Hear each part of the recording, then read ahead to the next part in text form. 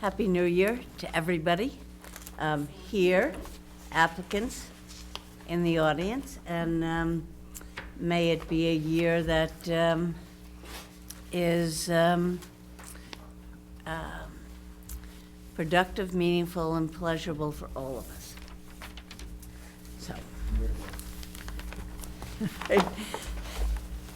So, Bill Ramsey is coming before us for a repeat, and Roger Hoyt, and we welcome your update. Oh, I'm sorry. Let me just mention Tracy Shriver, our newest member of the commission, and welcome. Thank you. And if you could just maybe introduce yourself a little bit. It's the tradition of the commission. Sure. Yeah. My name's Tracy Shriver. I just moved to Hingham in 2017 from Cambridge because we started a family. I'm a registered architect, been registered since 2002 in Massachusetts. I work for Elkos Manfredi in the seaport of Boston.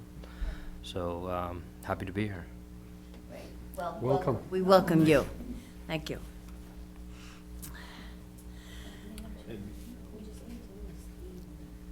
Sorry? Voting members for this. Yes, okay. For this,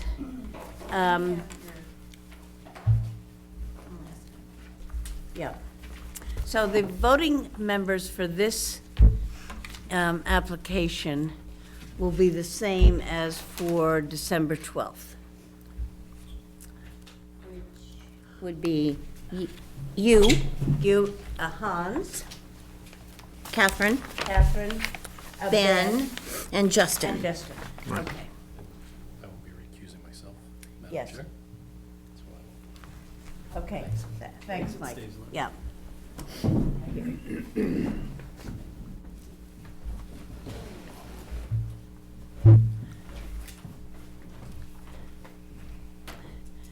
All right, so the mechanics are set to go, huh?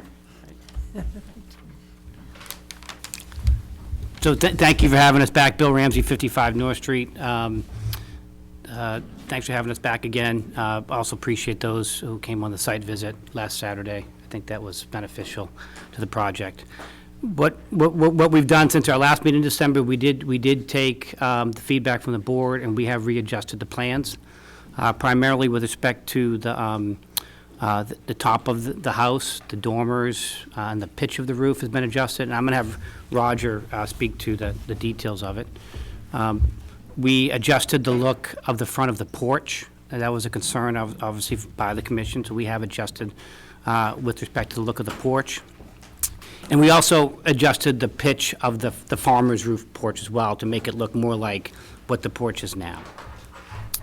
A couple further introductory points I want to emphasize to the commission is that when we started working on this plan with Roger several months ago, one of the things him and I talked about was knowing that we had to go through review by the commission was the importance of the appropriateness of the addition. The importance of the appropriateness of the addition currently on the land on which it will be situated, but equally as important, the appropriateness of it as it relates into the entire streetscape and North Street.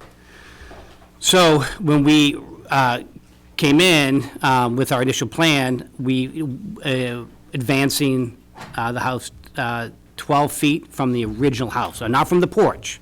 We're not coming out 12 feet from the porch. It's 12 feet from the original structure. So we're coming into the hill part of the house, which is essentially dead space. It's a hill. The house is situated back on a hill. The house is still going to be set back in terms of the appropriateness of it with adjacent properties. Still going to be set back from the abutters to the left and the right, and that is at 57, 53 North Street, also 51 North Street.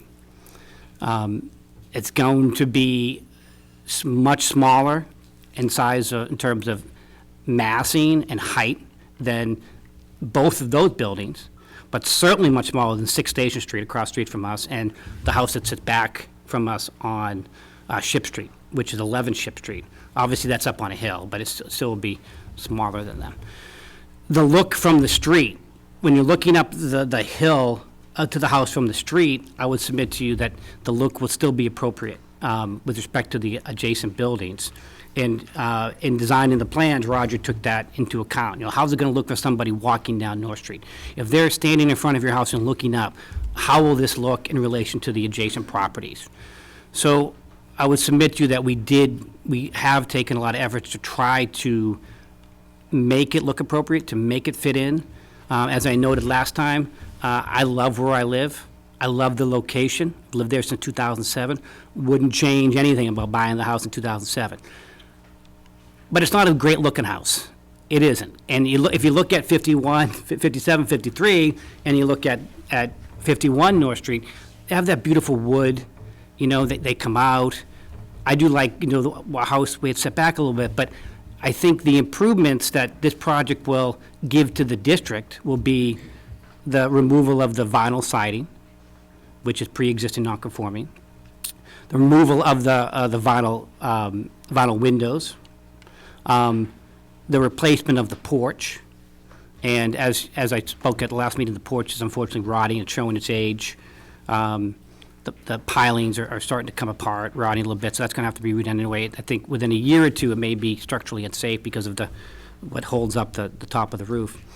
So all of that will be replaced with wood, Boston sash windows, a nice new porch, and we hope that, you know, the feedback that you gave, that we tried to encapsulate, will make it work for the commission. So with that, I'm going to turn it over. And lastly, as I noted last time, we have received letters of support from every single abutter that's going to be touched by this project.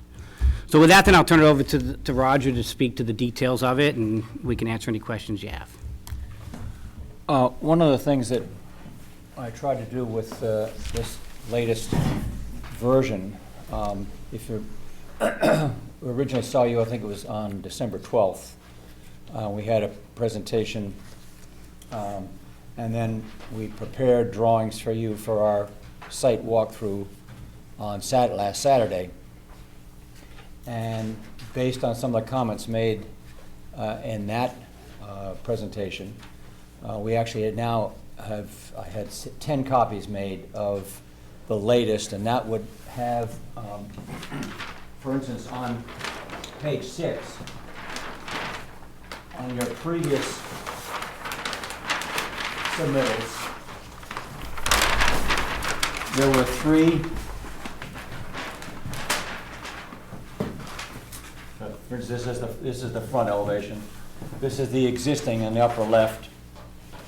Our original presentation to you at the meeting, upper right, and then the changes that we made before our walkthrough on the lower right. And then for tonight, I made a fourth additional presentation for your consideration. And basically everything that we did over here, which was to highlight the dormers by setting the center section back and changing, as Bill said, the pitch on this roof, which is fairly steep here, to be more in keeping with the pitch that was on the original porch roof up here. And we had dropped the pitch on the main roof based on some of the discussions at our last hearing, from a 9 to an 8, which I think in this particular drawing made it look better, just proportionately, but thinking that this is now just a flat elevation and not a perspective. And when we went to one of the side elevations, Roger, and we, excuse me, I'm yes. sorry to interrupt you. You're moving from January 2nd to January 9. Could you point out the differences, if there are, between the two bottom here? Yes, and I. Oh, that's what you're after. Okay. And I'll come right back to that sheet, but the reason for basically doing this, and then that was around the holiday. My CAD person was actually in Chicago with her granddaughter and child. And so we were trying to put things together quickly But what happened when we did that, Justin, was that this is the pitch that went from a 9 to an 8. And I felt on both the gable end sides that these windows got smaller, they came up closer to the ridge. The proportion of this on both sides wasn't as appealing. Can anybody see that? Wasn't as appealing with the 8 pitch as it was with the 9. So the one that we presented, the only change in this lower left drawing is the fact that we went back to a 9 pitch on the main roof, which gave more room between the ridge and the heads of these windows, allowed us to make these windows the same size as the other ones. But everything we did on the front still remains.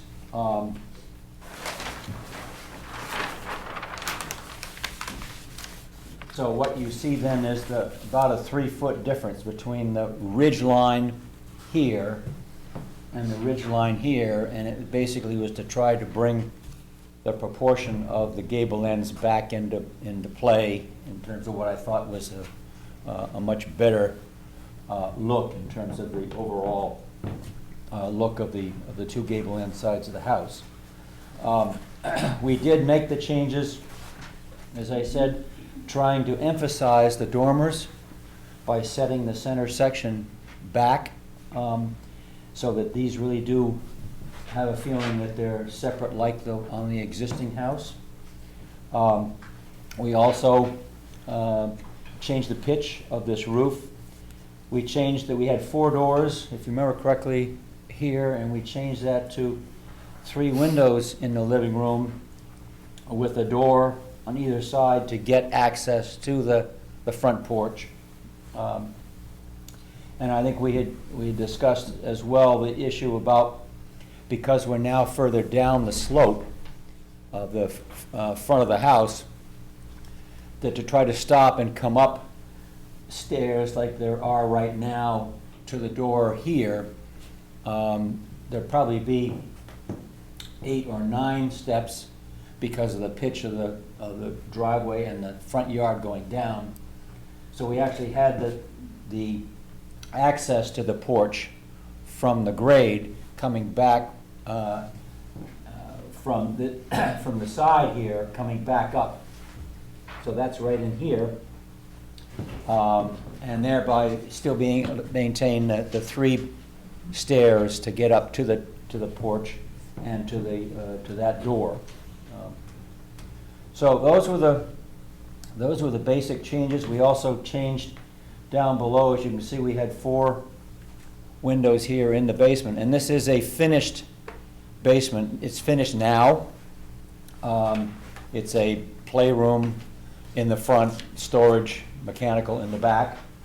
And we changed that to 3 windows. So you have 3 windows up here in the second floor, 3 windows in the center on the main level, and 3 windows down in the finished basement down below. I think proportionally that all looked better.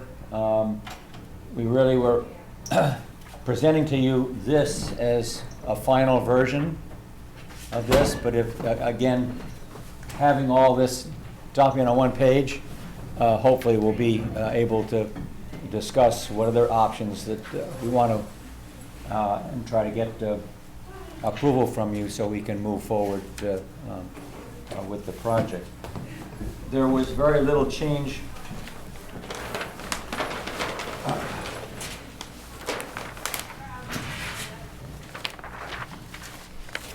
on the rear elevation. I think most of the people were there on Saturday in the snow, rain, whatever it was.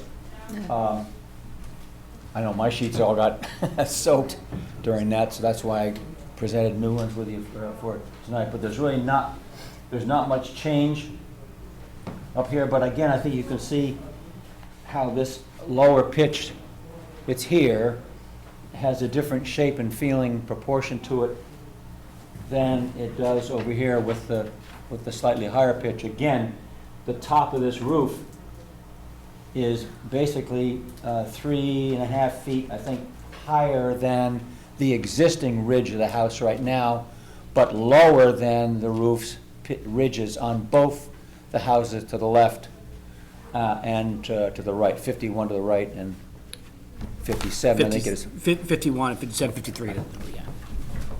So that was the reason for this coming back with a slightly different look in terms of both the gable ends and the rear elevation.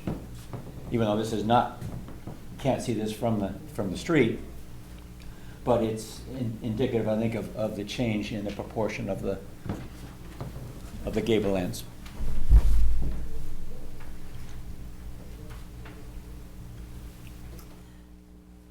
That's it, okay.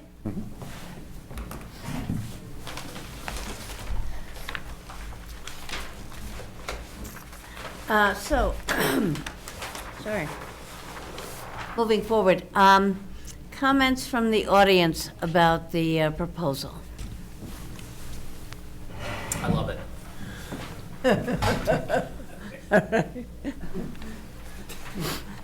Thank you. All right.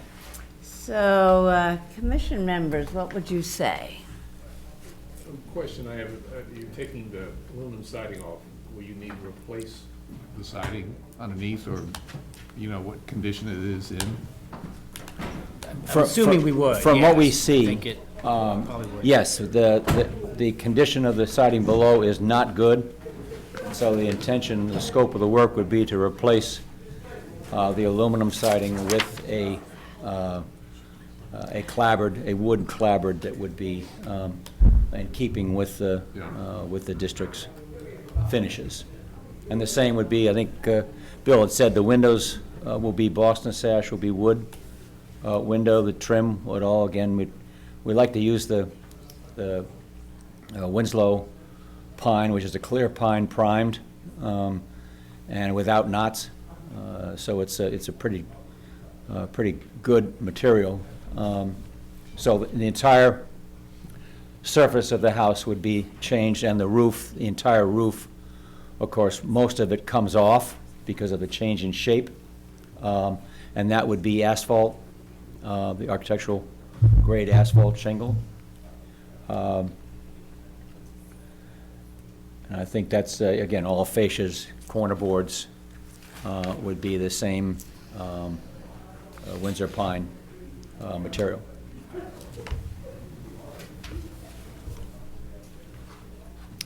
Okay. Other comments from the commission? Yeah, I would like to say a few things. I think this property is special because it sits back on the property line, and it's different from the neighboring homes. I think it offers a breadth, a release from the homes all being right on the sidewalk. So it is really eye-catching, because all of a sudden there's a break in the pattern, and the home is set back, and it draws your eye up to it. It's an adorable house. It's a very attractive house, and it's very charming. I see a lot of really nice changes, Roger, like the setting back of that center dormer. I really like that. I like the bringing back the front door and adding those 3 windows. I think those are really great additions. I think the 8-pitch feels more reminiscent of the original cottage feel of the home. I don't mind the 9-pitch from the side, but from the front, I feel like the 8-pitch is a little bit more diminutive, a little bit more cottagey feeling. I still miss the stairs on the front, because there's a welcoming presentation to the streetscape. So I feel like it feels a little blocked as you're looking at the home. You want this opportunity to go up onto that porch, and it's not there. So I still miss the stairs. So I'd love to see it with the stairs potentially, and see how that works with a longer run of steps. I'm wondering if window wells were considered on the sides versus the front windows underneath the porch. You could get a really nice deep window well with almost a full height window, so it can also act as an egress, which is really nice for kids who are down playing. And I think that's it. Those are my comments, but I think it's, I appreciate all those changes. They look great. Other comments? Go ahead. I'm not Please. voting tonight, but that's okay to Of have my course. opinion out Yes, there? of course, Okay. Carol. I think the newest changes, and the one right before that, are a very big improvement. And I, for one, like the fact that you're coming closer to the sidewalk. As you walk around that part of town, there's a definite consistency of being up close to the sidewalk, and having it shoved back up the hill seemed to me to be out of character for that area. I realize it's a newer house than the others, but bringing it closer to the sidewalk seems right. When I looked at it on Saturday, I think the visiting the house made a huge difference for me. I can see why, to get the space you're going to need, this plan is perfect. Very clever use of space. I still, as I look back at the original house, I think I missed two things. One was the door, and I think putting the doors back on helps, but I would agree that it's that staircase. It says, "Come in, welcome, you're here now, come on in." And I get the fact that it would be a much steeper staircase, but maybe you could come to a landing after 4 or 5 steps and then a few more. You have that wonderful brick and granite walkway coming up from the sidewalk, and it almost feels like, okay, if I go up there, I'm going to come to a stop because there's no way to get up. I'll have to then go across the lawn to go up onto the porch. So that would be one thought I had. And the other that I still miss is the chimney. And I look through your plans and I get why it doesn't fit there anymore. It would be going right through the middle of rooms that you're going to use for other things. But there are faux chimneys that might at least give it the sense that it's old. When I look at a house in Hingham or anywhere, I think one of the easiest ways to tell whether it's old or it was built in 1950 to look old is that chimney, especially if it's a center chimney. That and the granite foundation perhaps are the two things that immediately say this is an old house. And I don't know what I'm talking about at this point, but if there's any way of imitating a center chimney as it has now, I think it would make a big difference, but those are my two thoughts. I think this is vastly improved over the very first plans. And those are the two things I would still look for, the staircase and the chimney. Thank you. Other comments? Sure. Roger, A7, if I look at the top existing on the left, and I drop straight down below that, are those lined up so what you're proposing is everything that's going to be built out? Is everything lined up there as I drop down? I mean, no, I try to fit all this on the sheet. Yes. I actually had to slide Okay. the bottom is further left. Okay. But, yeah, I think it may have been you that brought up the comment on the first presentation about the amount of work to be done in terms of our intention was to keep all the first floor existing. But you can pretty much see from that 12 feet from the existing front of the house to the new front is all going to be new construction. Right. Basement, first and second floor plus roof. If I take that front column off that porch on the existing, what lines up with that on the proposed? Well, that existing column on the front porch is about 7.5 feet off of the front face of the house. So where is that going to line up on the proposed left side, that front column? Just back of the new front face of the house. In other words, the house grew 12 feet down the hill, Okay. and that's 7.5 feet. So am I going 12 feet from the front porch? No. Or am I going 12 feet from the box? 12 feet from the box. Okay, so 12 feet from the box, and the porch is, And the porch is then, what's the porch now off the front?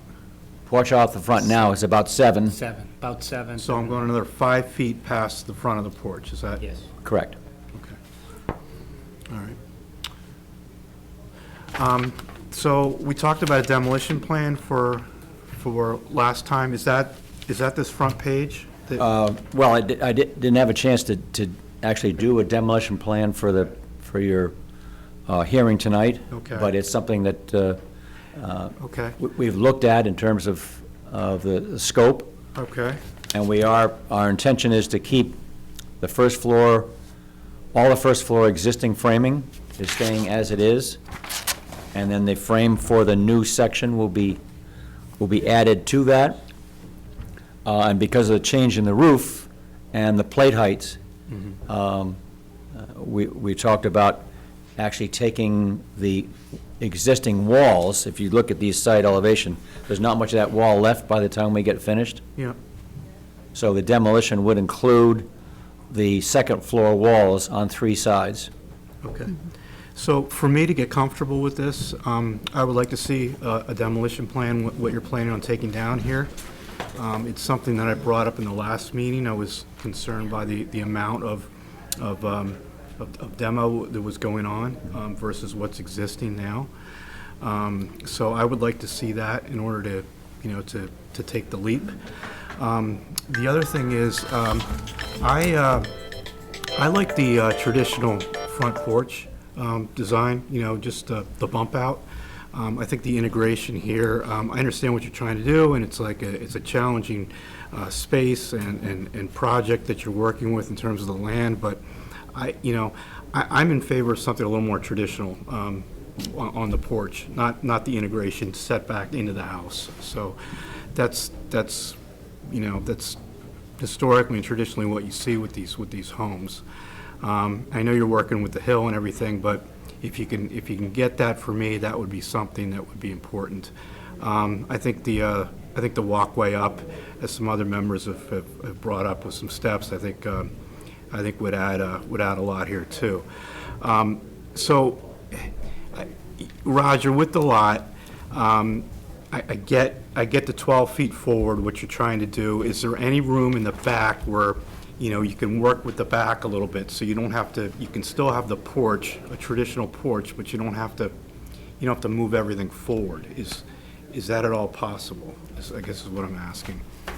Well, there's really very little space. Yeah. I mean, if you're there on Saturday, and people who tried to Yep. to walk up that driveway, Yeah, and the whole issue about trying to get halfway up the driveway, stopping, yeah, and then going up 7 or 8 stairs, what happens is you get up the steep part of the driveway, and you land at sort of a level place, Yep. and that level place is where you'd actually then walk onto the porch yeah. with 3 steps versus more. Could we do what's been suggested? Yes, that's certainly possible to do. It just is, it's not a very safe situation. I think your son was out there on a scooter, and I kept turning around hoping that he was not going to try going down the driveway. But so suggestions being made are certainly possible. Okay. Yeah, I was out there today, I took a look, and I recognized the challenging lot that you're dealing with in the slopes. There's no question about it, and the size. The only flat section you have, Yep. Hans, is in back. I saw that. For the kids to play in a flat area that's basically safe. Yeah, it's, the house is gonna take up most of the lot, the area that's workable, and you're gonna be left with the slope in the front, so I understand what you're trying to work with. The changes that you've made from last time, with the spacing of the windows in the front, I think are definitely improvement. I like how you've added the door there. I think that's an improvement. I think some steps there, if at all possible, would work. Obviously, you don't want to make, 20 steps going up to the front door, but, if the sloping does work for you, maybe that's something to think about. Maybe there's something you can do with the grading, and, pitching the front a little bit, where there's maybe some step downs or something. I noticed with, the lot immediately to your left, as you're looking at the house, same slope throughout forward. but they got a drop too. They're working with the level land.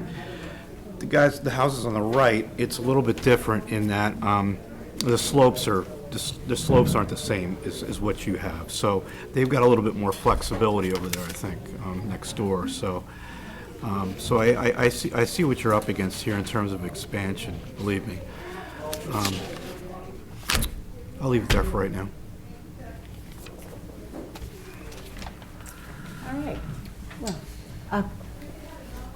I would love the changes. I would agree with my fellow commissioners that some additional set of steps on the front would really help the look of the front. Doesn't mean you, the steps that you have here are probably the ones you'd actually use, but from a looks perspective, some steps on the front would make a big, big difference. And I heard one of our commissioners mention the change in pitch being somewhat concerned from the front elevation, but I suspect, I really like the left side elevation where the pitch is back to a 9, and my suspicion is that, that's going to be what you really see as you come down North Street, is that, and seeing that side elevation going around to the front. So I think the improvement that the pitch back to an 8, we're going from, let's see, we did 9 to an 8, and then 8 back to 9.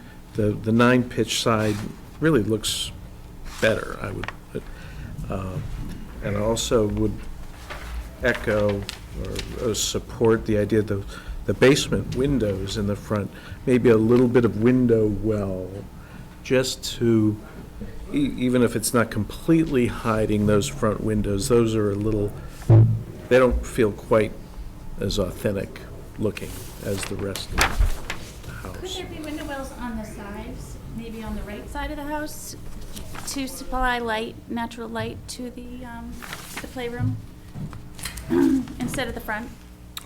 It looks like there's room. Yeah, there's, We can put them on the side, I think. yeah, that's possible. I just feel like the 3 windows underneath the stairwell, it's not, I don't know, it feels Modern. modern. Modern. Yeah, I'm having a hard time getting around that. And I think it's also going to be right at eye level when you're walking down the street. It's going to be much closer. It's going to be what you right see. there. Right. So I'm wondering if maybe there's a way to explore some really nice big window wells. And I think it's a nice safety feature too for young kids to have that exit point. A friend of mine has window wells in her basement, and it's really deceiving how much light and bedroomy, how it really feels like a full-size window. It's pretty neat. Well, of course, at this front, again, we're taking advantage of the pitch, and these are egress windows, so you don't have to come up the stairs to get out. These would be Be that. casements that you could get out of from that lower level. But the answer to your question is yes, certainly on the right side. The driveway on the left causes a little bit of a problem in terms of getting wells, but you could certainly bring light in from the right side.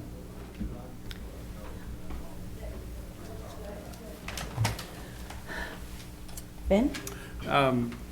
Thank you for the changes. I'm comfortable with either pitch, and I would leave that up to the Ramseys and you, Roger. In terms of the facade, I would say that what Justin says, that the 9 pitch looks much nicer from that elevation on the side. I think it's helpful if the commission members would turn to the last page. That's the color photos, and there's a picture from the street. You can see what's there now. Is it an existing 9 pitch, Roger? Yes. So that's a 9 pitch, and you can see how far that ridge recedes with those dormers there. So I think a 9 pitch is going to be fine. And as Justin said, that left-hand elevation, I think it's helpful to have the 9 pitch on that left. I also recognize the challenges of the site. You really do have to pull this facade forward. Hans's comment about a more traditional porch, I have to agree, this overhang, is there a way that can come back so it is more in keeping with what's there now? I don't know how that's going to interact with the corner boards of the dormers, because you're going to be bringing that in I'm having a hard time picturing that. I don't know if a study was done on that, but I would agree with Hans in something more traditional rather than, this roof is unsupported, and I think it's awkward, and that'll be more enunciated from the street because we're so low. We're basically going to be able to see your porch ceiling from where the public way. So is there a way to bring that back in? I'm not sure why you did bring it out. Brought it out in order to try to get the stairs coming access to the grade. Covered. Right. I see, okay. Right, and then you had to balance it on the opposite side. Sure. Yeah. But, I mean, Bill, this is, up to you, too. I think there's certainly a way to, and I've heard, several people say about stairs going up to that Yeah. front porch and the door. And is there a way to do that? Certainly, there is. If somebody's going to use those stairs and that as the access, that means you're stopping on that 20% grade, and trying to stop the car, get out of the car, get on, as opposed to coming back down the, I bet the stairs that we're hoping for in front are largely decorative. Yeah. And so put a gate at the really, bottom. day to day, you'd use the stairs that you have Yeah. drawn already, is my guess. I'm okay with all the suggestions. I mean, if you think they could work from a design perspective, I think all the suggestions, I'll adopt all of them. If they would work from your perspective, from your professional opinion. So, Yeah, no, I think we can make those stairs work. I'm just concerned about the safety factor of, of how they're used, and just trying to respond to Ben's comment about the fact that this porch goes out 3.5 feet beyond the face of the two gable end walls. Right. And that was in order to receive That side entrance. the steps from coming from the driveway. Right. Which are going to really be the functional stairs, right? I feel like the side door is actually gonna be your primary door for greeting guests, for, maybe someone from visitor would come up those stairs if everyone was on the porch, but I really feel like your primary door is gonna be that side door, and the front is coming into your living room. You want people to drop off their shoes in the mud area, whatever. It's gonna be the main door. That was certainly the intent. Good idea. so, let me just make a couple of comments, and thank you very much for the changes you've made in terms of our last hearing. I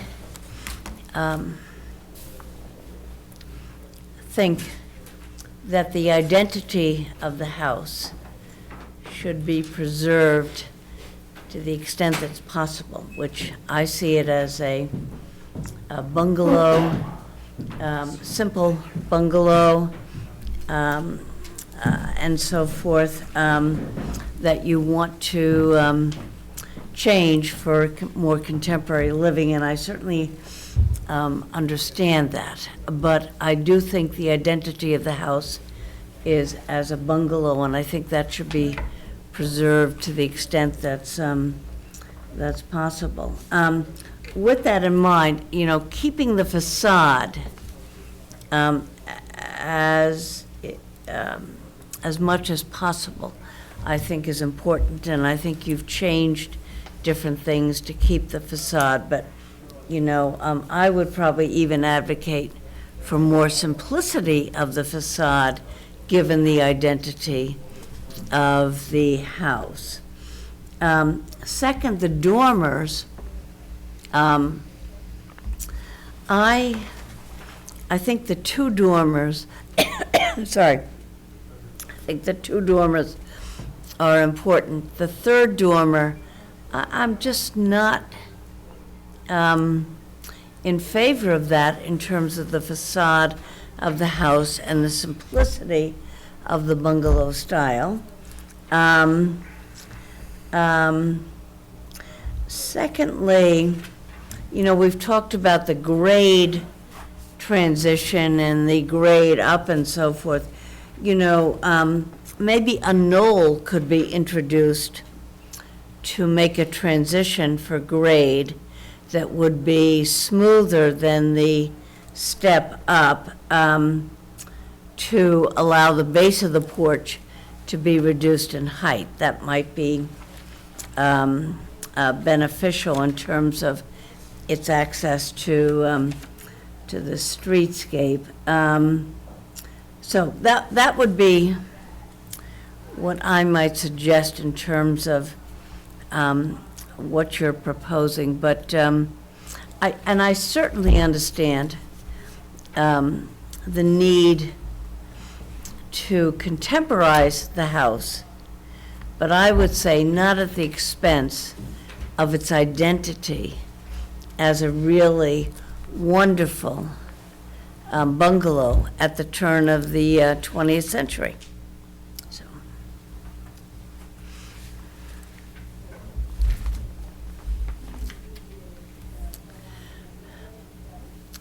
So, going forward.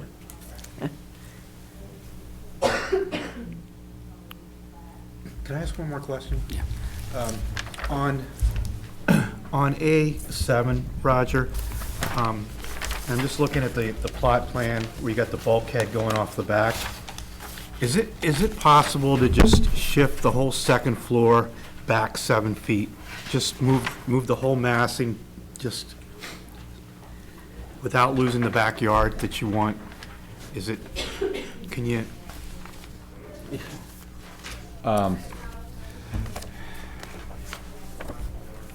Right now, you got a little bump out on the back Yeah, it's a kitchen. that's designed on A7. So I'm wondering if that could be your new,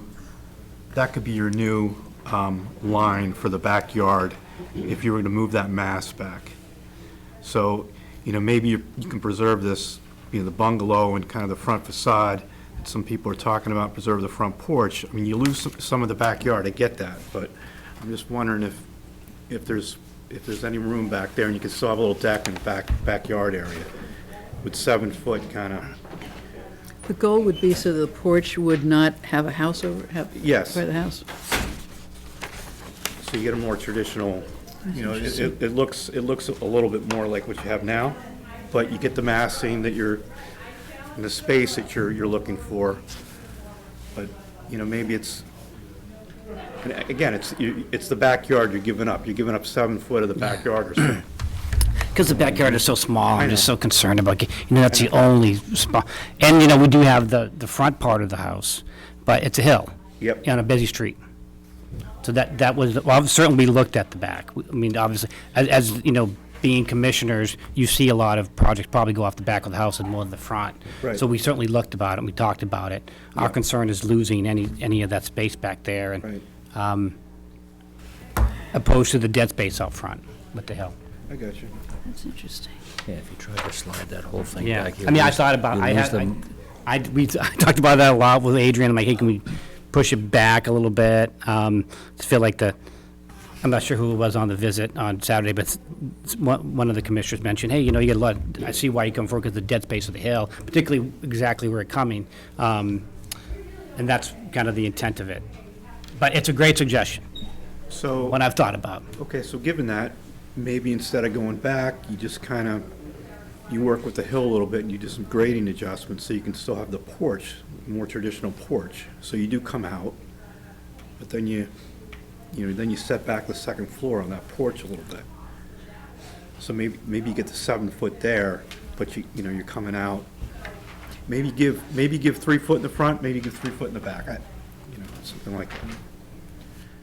Yeah, if the look of the porch is a concern to making it more look traditional, I'm fine with that. I mean, I love the porch the way it is. Okay. It's more about trying to make it work with the structure and get the additional space. But, obviously we heard tonight about the stairs up front. Yeah. To make it look more welcoming, the traditional style of it.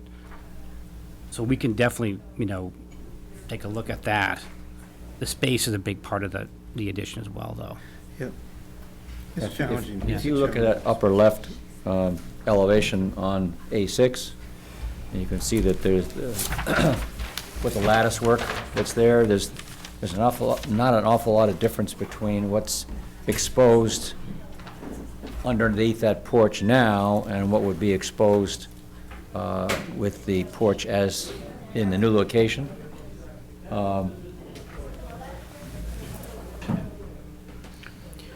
I had noticed that, and I was wondering if you were regrading the front at all. Because the elevations on, the front elevations, that kind of shows that hard step, and I didn't know if you were doing a Taking paver some- patio or something. Some of the out there. material that's coming out of the, And then if that excavation. changes the slope, well, it does, yeah. you know, from the front of that patio to the street, in which case, if you look at stairs off the front, you're just coming down to that regraded patio, right? You're not gonna end up with 12 stairs that would try to match up with the grade. You are changing the grade out front a little Correct. bit, yeah. We're taking some material coming out of the excavation. So the hill from the sidewalk up is gonna be steeper. Bill, you could terrace that hill, you know, there's homes on Main Street that have that and with some slope, and you could do that too. You can add some loam there and terrace it a bit. And walls and, Roger, Yeah, let me stone ask, wall. based on what Tracy mentioned, is the change in grading due to the 3 windows in the front? At the bottom? In the basement? no, I That- mean, That drop to get the light in? Because if you were not to do that, I mean, I understand you're still building forward, but if you were, as mentioned earlier, doing the window wells on the side, and maybe instead of just doing 1, doing 2 over there to get more light in, and then removing the windows in the front completely. I think they look very contemporary and modern. Would that be able to change anything, help in terms of the grading? Because you wouldn't have to have that much exposed for the lighting and having it as egress. I think the grading they're doing is actually reducing that height of the porch to the grade. If he wasn't steepening the slope from the sidewalk up, we would actually have more between the porch and the grade. Correct. So I think they're actually reducing that visible amount. That's what Roger's saying, the amount of lattice that's exposed on the front is, you know, it's only maybe 2 feet more than what's there now, 2 or 3 feet more, yeah. and one thing is that the view from inside the basement, looking out towards the front, towards the street, is a much nicer look than looking directly into the side of 51, you know, to the right, by putting window wells and windows over on that side. But that's certainly,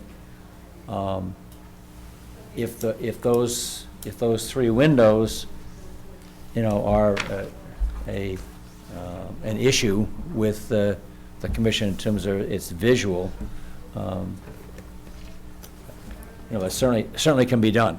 And I don't, again, that's, Sure. we can,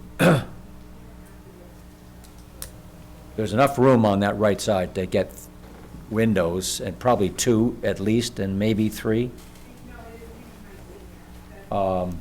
If the windows in front looking back towards the street are a visual, I mean, in looking back up at this right now with the lattice and everything underneath the porch as it is, I didn't see that having some windows in there. I see the four windows grouped together is totally different than going down to the 3 windows and having that match the sort of 3 windows at the first, second, and the basement level. And just another point on the windows on front, the sun comes up over the cemetery, so the light comes from the cemetery to the front of the house. Yeah, and I understand that. To me, it's just more of a design aspect of it when I look at it. It just, to me, seems much more modern, much more contemporary to have windows of that size in the basement and the front of the house. So, In my eye, it actually almost adds a 3rd floor. If you look at what you've got now, 2 sets of windows, and then you add, think of light coming out at night and so forth, people are down there, now you've got 3 sets of windows. It sort of changes the perspective. But I know why you'd want to see that view, it's beautiful. Window takes advantage of the southerly direction and disguises that modernist element. So, seems to help. And let me, just in response to Commissioner Tay's observation, I'm wondering, could the dormers be made a little more separate? To be more similar to the current front elevation. But still keeping 3? Well, is it 3? What I was imagining is the connection between the two, trying to eliminate, Yeah, and another window, yeah. and eliminating that window to make it look more like the existing. Yeah. Roger, can that bulkhead go on the right side of the house? Is there enough room? Can you, Stick out that way? yeah, can No. you put it sideways? Is that code? Can you do that? You can do that. I think Because our, this is dead space back there where that bulkhead is. The way it's designed, it's just, you got that bump out and you got the bulkhead, it's just dead space. You guys should, if you can utilize that a little bit better, it's not part of your backyard, you're not gonna be using it, so make the house part of that. If you do decide to look at moving it back, you could put that bulkhead somewhere else, or access somewhere else on the side. Moved around. yeah, You pick up more area. yeah, right now that's why we kept the box bay window off the ground as well as the porch. It's structurally cantilevered, because we're at a pre-existing nonconformance with the sideline. Could you do like just some outdoor stairs and just kind of come in the stairs parallel with the house and then through a door down there on the right side maybe? Is that a possibility? Free up some space? Because the right side is not gonna be, you should use that too as much as you can. No, because that right side is right up against the rear L of the 51. If you look at that site plan, it's right. Yeah. So it's, I'm just looking, I'm looking at the property line there. It looks like you've got, you got some space. I don't know what the setbacks are for bulkheads, but it's a 15. yeah, but not, just as, the bulkhead itself is a structure, but the stairs going down to it would be it's a landscape issue. That would not, the stairs themselves would not be included as a part of the structure itself. Okay. So maybe there's some flexibility there, maybe. It's a retaining wall, is where it is, not a Yeah, not a okay. structural piece. Maybe that can do something for you, free up some more area. Let's go back to Justin's comment about the windows vis-à-vis the dormers. I don't think you had a chance to comment on that. Well, if you take that center window out, it more or less eliminates that bedroom, the additional bedroom that we've gained up on that second floor. Because trying to leave the roof plate as it is right now, we've left pretty much where it is, except for the two dormers, the A dormers, and then the section that Nantucket type of dormer in between. And by setting that back, I felt that we really, emphasized the two individual A part of the dormers themselves. If we, That kills the bedroom. well, it takes, Yeah. I mean, yeah, at each side, there's only 3.5 feet. I think it would, yeah. Kills the bedroom even if you put a window in the back, or you can't do that? Well, if you take the center dormer section out and have just the two A's, Yeah, for all intents and purposes, you cannot get the room. Can't make a room. You can't make a room. Can't make a room. No, I see. oh, you can, but it's. Yeah, I mean, the bedroom, it's and the very bedroom is, chopped up. the bedroom is a big piece of it. Obviously, working with making the front porch look more traditional, yeah, well, we can do all that. Eliminating that bedroom would probably kill the project for us. Kill the project? Yeah, I don't think I'd do it. I need the bedroom. I need that extra bedroom. So you've thought about it? I've had too many children. My family's getting too big. Well, that nails that. But you do, But the porch, obviously, all of the comments on that and the look of the front, yeah, I mean, we'll accept all of them. I'll, And to Hans's point, if everything shifted back, then you could have that extra bedroom. It's just shifting back over the bulkhead, incorporating that L in the back of the house, and then the square footage you're gaining by going out over the porch, you're gaining some of them going off the back. Wouldn't that be a solution? Again, there's lots of ways to do this. That mudroom that's in back right now that sticks out is a huge part of this. You drive your car up, you got your car in the flat, you take out all the kids' stuff, and you walk in the back, you've got a mudroom back there. Now, is it impossible to sort of restructure that? No. But it does take, there's not an awful lot of square footage to work with on that No. floor. And you got a small mudroom, you got a fairly small kitchen, a dining area, and a living room, and a set of stairs. That's, Yeah. And that is very tight behind there. well, some of you went, Yeah. We went in the back, Yeah. and Yeah. there's Yeah. not much space there. I'm certainly willing to work, to look at something like that, but I mean, the bulkhead issue is, I think with landscape retaining walls is doable. That's not an issue there. But to try to maintain, they're basically, you saw the retaining wall, and then, I mean, literally that slope is steeper than the driveway slope that goes up the back of the hill to the back of the That property. back That's really rear space would be unusable effectively beyond the. unusable. Right. I remember we were standing there, and it was really very, very little space at the moment that it would be a significant loss to not have. Now, I apologize for the possible impertinence of this, but is there any way to maintain the facade with the A-dormers and keep a bedroom and not have the intrusiveness of that third window?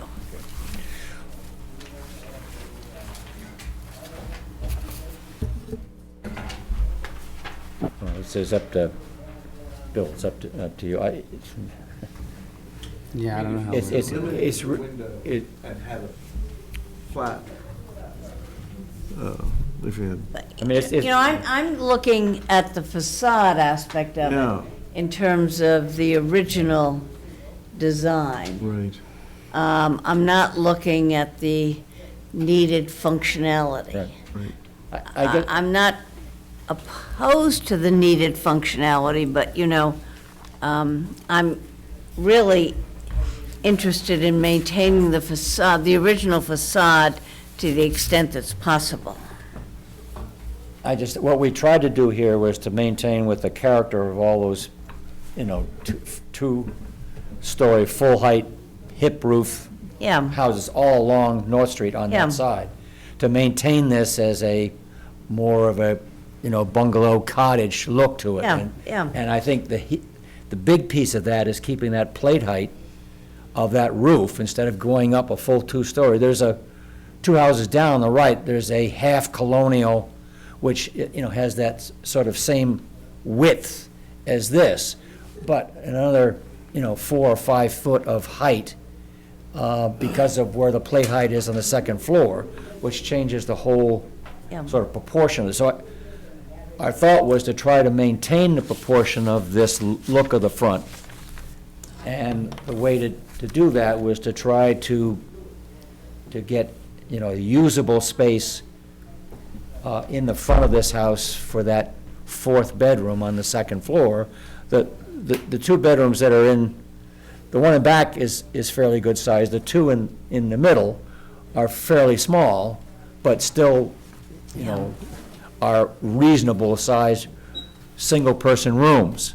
That room out in front was the master, because you have the closets, the walk-ins, and a master bath, all on that front section. That's, at one point, we tried to put it on the back, because there was some question about Yeah, we the, did try and look at that, and the sound of the street noise, et cetera, back and forth on North Street. But there were so many, I think, good things about the fact that it was in the front and not in the back, that, overrode the location. Yeah, no, I hear you, I hear you. How much is that centerpiece set back from the two buildings? We put it at 8 inches.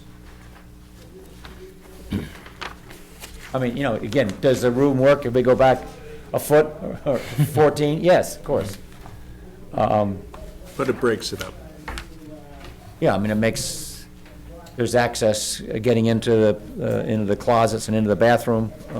Is the window there very important for light in that room? I'm wondering if there wasn't the window, I think this might Would be it- older. look more like the original. We all love windows, I know. Pushing that back. I think that the biggest thing about the appearance of this and the scale of this house is maintained with the roof plate staying down. Okay. Not so much the fact that that window Is there? is there. And, there are 3 windows in that, there's 3 windows in that room as a master bedroom, 2 in the front facing the light and the That seems, yeah. the cemetery, and Yeah. one on the right side facing into Yeah, it might look, 51's. it might look more Second floor odd window, without the right. window than, Yeah. Okay, so,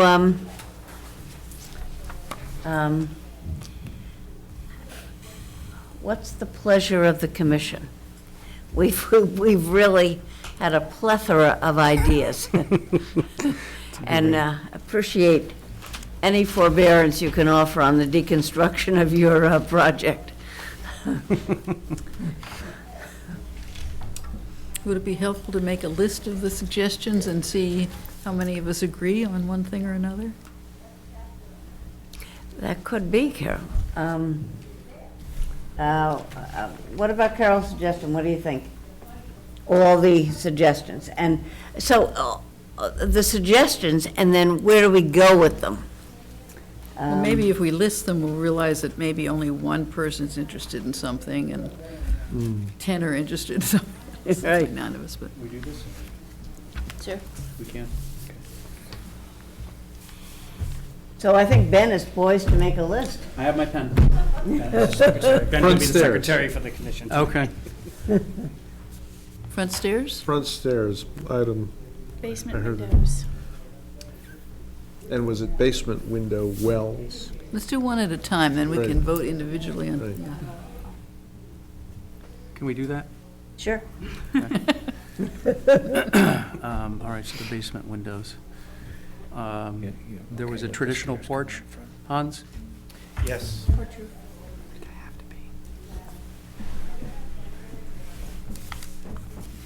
Need for a demolition plan? Demo plan? Chimney? How about 9 pitch versus 8 pitch? 9 versus 8. The center window in the dormer. Nantucket versus the double A.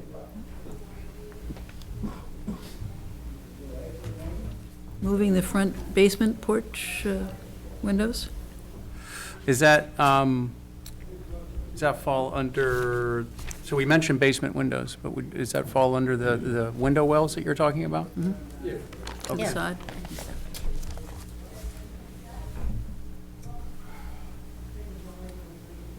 Maybe that's it. Wait, the face of the house projecting over the porch. The face of the second floor. Yeah, traditional porch. I think that's under traditional porch. Okay. Oh, I thought traditional porch was the porch staying within the confines of the face of the house versus projecting out and Correct. making a turn. Yes, so what is the other one you were talking about? Well, I feel like those are two different issues. There's the porch coming out beyond the face of the house and wrapping around, and then there's also the second story projecting out over the porch versus Building towards North Street as Yeah. opposed to building Oh. towards the the rear. straight facade versus having the projected second story. Kind of two different issues in my mind. So you're talking about the direction of the build, more towards the back than towards the front? No, I guess I'm talking about how the second story projects over the porch. In the existing design, the porch is a separate entity. It's flat. Let me see. Front of the fence is flat, Talking about here, this section so, here. yeah, that section there. Oh, okay. Versus the wraparound. The floating porch? Yeah. Floating meaning it's standalone without anything built above it? Yeah. Yeah. You could get enough room. So that's kind of two, to me, those are two separate things. Doing that. How about moving bulkhead to the side? Is it from the back? I mean, this is Okay. 6 feet. And what about softening the grade from the porch to the street using a knoll? Yeah.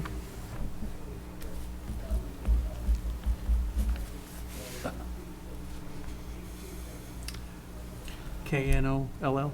You're right. I'm not sure I understand what the knoll Or would mean. N-O-E-L. Terracing out the front. Terracing, Softening the slope. so adding soil, is that what that means? No, I No? think it's terracing almost. Okay. Yeah. Other than that, Mrs. Lincoln, how was the play? There's a lot of changes. So, It's a start over. anything, I have a question. So, we've never done this where we've voted on these things. We've always in the past given these as suggestions and then let the applicant weed those suggestions on their own and then come back with a new proposal. With an integrated.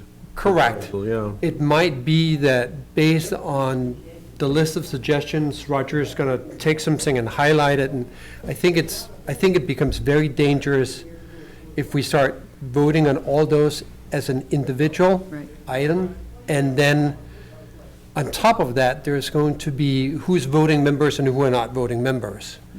So I think it's probably more helpful for Roger, without bombarding him with 10 different things, or telling him that all these 10 different things are very important, that have him prioritize those items individually and then come back with a proposal. Roger might say, I'm going to shift back based on Hans's suggestion and do a combination of something else and remove the front windows and do side wells, and the new proposal might be a little bit of this and a little bit of that, rather than all of us saying, yes, we like this or we like that. I think It's you just make my a- suggestion. You make a very good point, and it is true that, these individual things we've never voted on. However, I think what the objective was, if I'm not mistaken, is just to have Bill and Roger just get a sense of A sense how of many the people room. really, yeah, how many people really care about X? Is this just one person speaking, or do you feel like you have a sense of the relative importance of each in terms of the board's feedback? Well, I guess the punch list is kind of all over the place here, but I mean, demolition plan, heard that a couple times. A traditional front porch, heard that a couple times. Steps out front, window wells, the 9-inch pitch. What else? I mean, those are all things we could probably work with. How about this? I think we made a lot of good suggestions here tonight. Does everybody feel that those suggestions that we made would improve the project? Does everybody feel that way? Yep.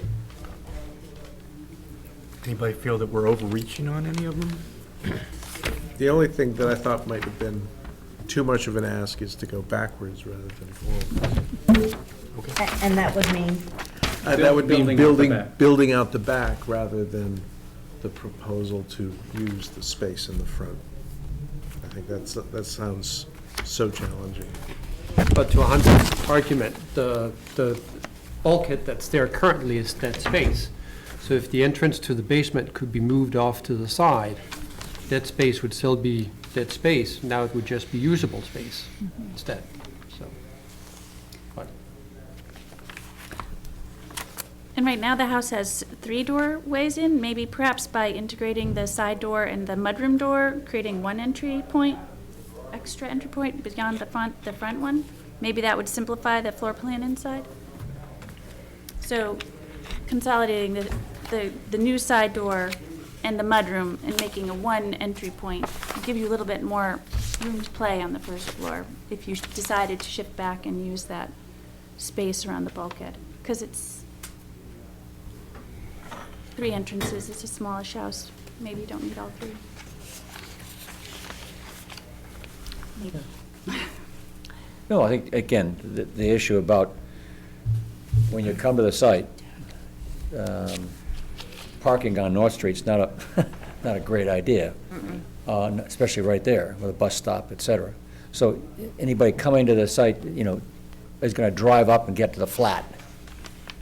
No, I totally And agree. It's a the idea was that, that side entrance was actually for 95% of the time was going to be the entrance, which brings you into, where the stairway is, in between the living room and the dining room, and with a closet, No, I totally So get there that. I was guess I was saying, Yeah. maybe the mudroom then could shift forward, and the new kitchen and everything could shift back. Yeah.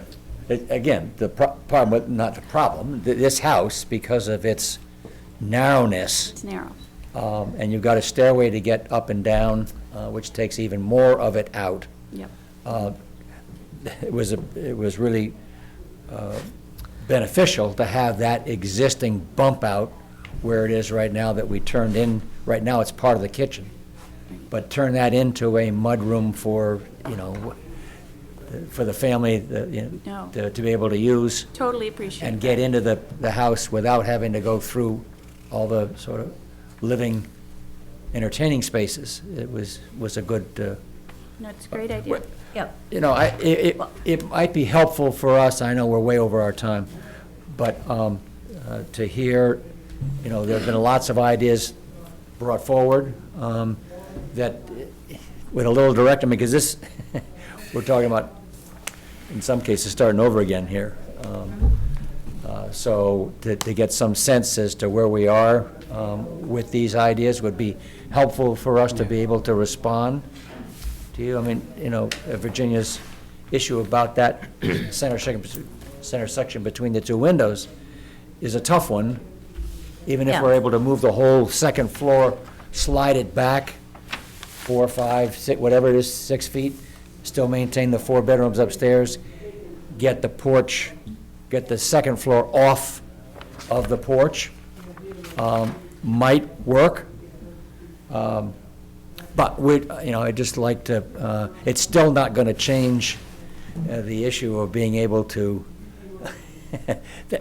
that doesn't change having a window and that middle section and 3 windows up on top in order to make that area, if you leave the plate where it is right now on the second floor roof.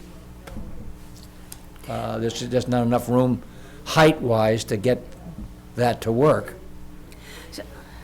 So, Roger, if I hear you, shall we prioritize what has been developed, or shall we leave it to you and Bill to come up with what we have suggested in terms of something that can come forward? Madam Chair, Well- it seems like there's some things that just aren't going to be acceptable in terms of, and it probably amounts to one thing particularly, which is the bedroom. That's the big thing. Yeah. That's the big thing. I mean, the adjustments on the porch, yeah, we can work with that, the window wells, Stairs, stairs. side windows. Stairs are fine. They incorporated this into I mean, the the house. building and out then back is stuck not the the intent of the porch. project. Building the terrace out front is not the intent of the project. But I think the scope is now massively increased opposed to the plan before you.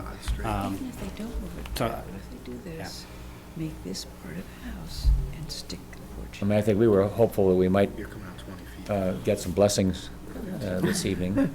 Right. That, and even with the point of bringing changes that, to Andrea, who, you know, could then pass them by to you, but I think there's enough questions been raised that, that's my view from what I just heard. Well, you know, it's a good question, Roger. Is that the case that people are thinking, we're, shall we say, withholding blessings, or we're giving contingent blessings?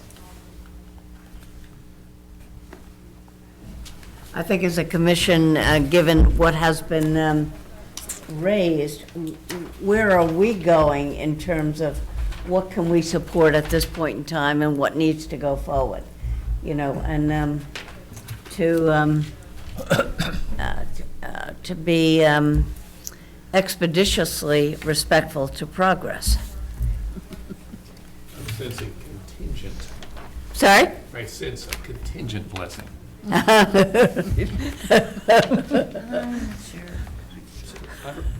Virginia, just for me, I mean, I think that there's going to be some trade-offs here, I mean, obviously, and, you know, for me, it's just maintaining this facade as much as we can, and, you know, if you need to get that bedroom up there, you know, and that's the only thing that changes, it's not a big, you know, for me, it's the porch, and it's just it's the look of that front facade, but if you need to get a bedroom up there, you need to get a bedroom up there. But that's the. Yeah, I think that's you know, a it's- great it's point. just- We can work with that, yeah. Yeah, so, I mean, that's, I mean, the look, maybe you the could look set of the it back. porch and making it more traditional, I mean, that's definitely, absolutely. yeah. I mean, I think I've heard that from several of you tonight, and that's something we Maybe can. set it back a little bit, the joining feature of the dormer, the two dormers, you know, just, you tuck it just a little bit. Let's see. Well Roger, taken. if anybody can do it, Roger can do it. My guess is that there are a bunch of these items that I might count as more cosmetic than dramatic functional changes in the proposed project, but I agree with Commissioner Kindler that we would ask you to try and digest all our wonderful suggestions into a proposal, but I don't think we're saying, oh my gosh. Self-conscious. Right. You know, if you, as Hans says, if you need a bedroom, you need a bedroom.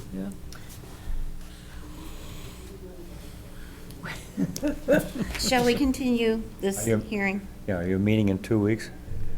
No, Or we're 4 meeting. weeks? We're meeting on February, Like February 4th, 3rd.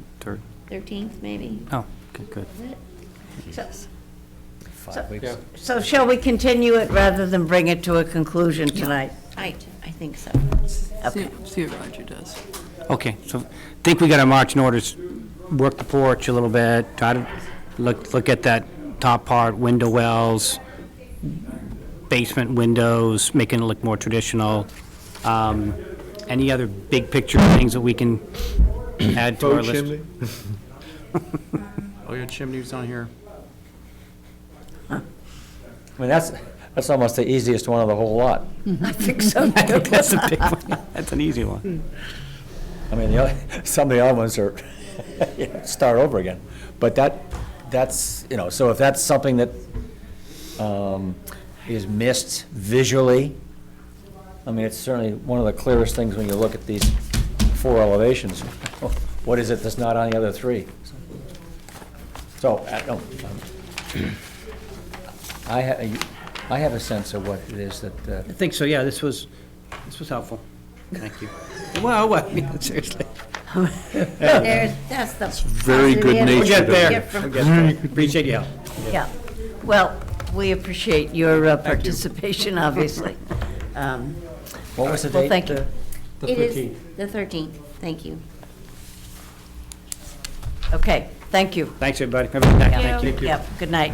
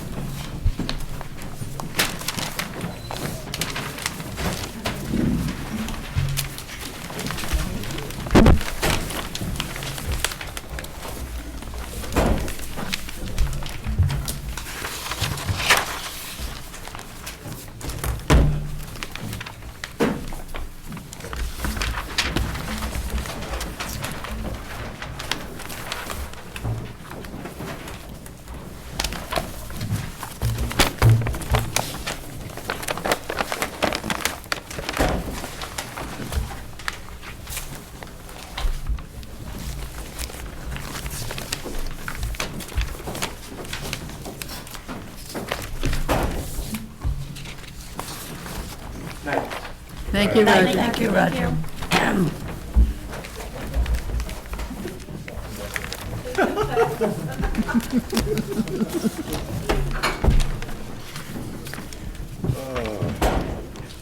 We did run over.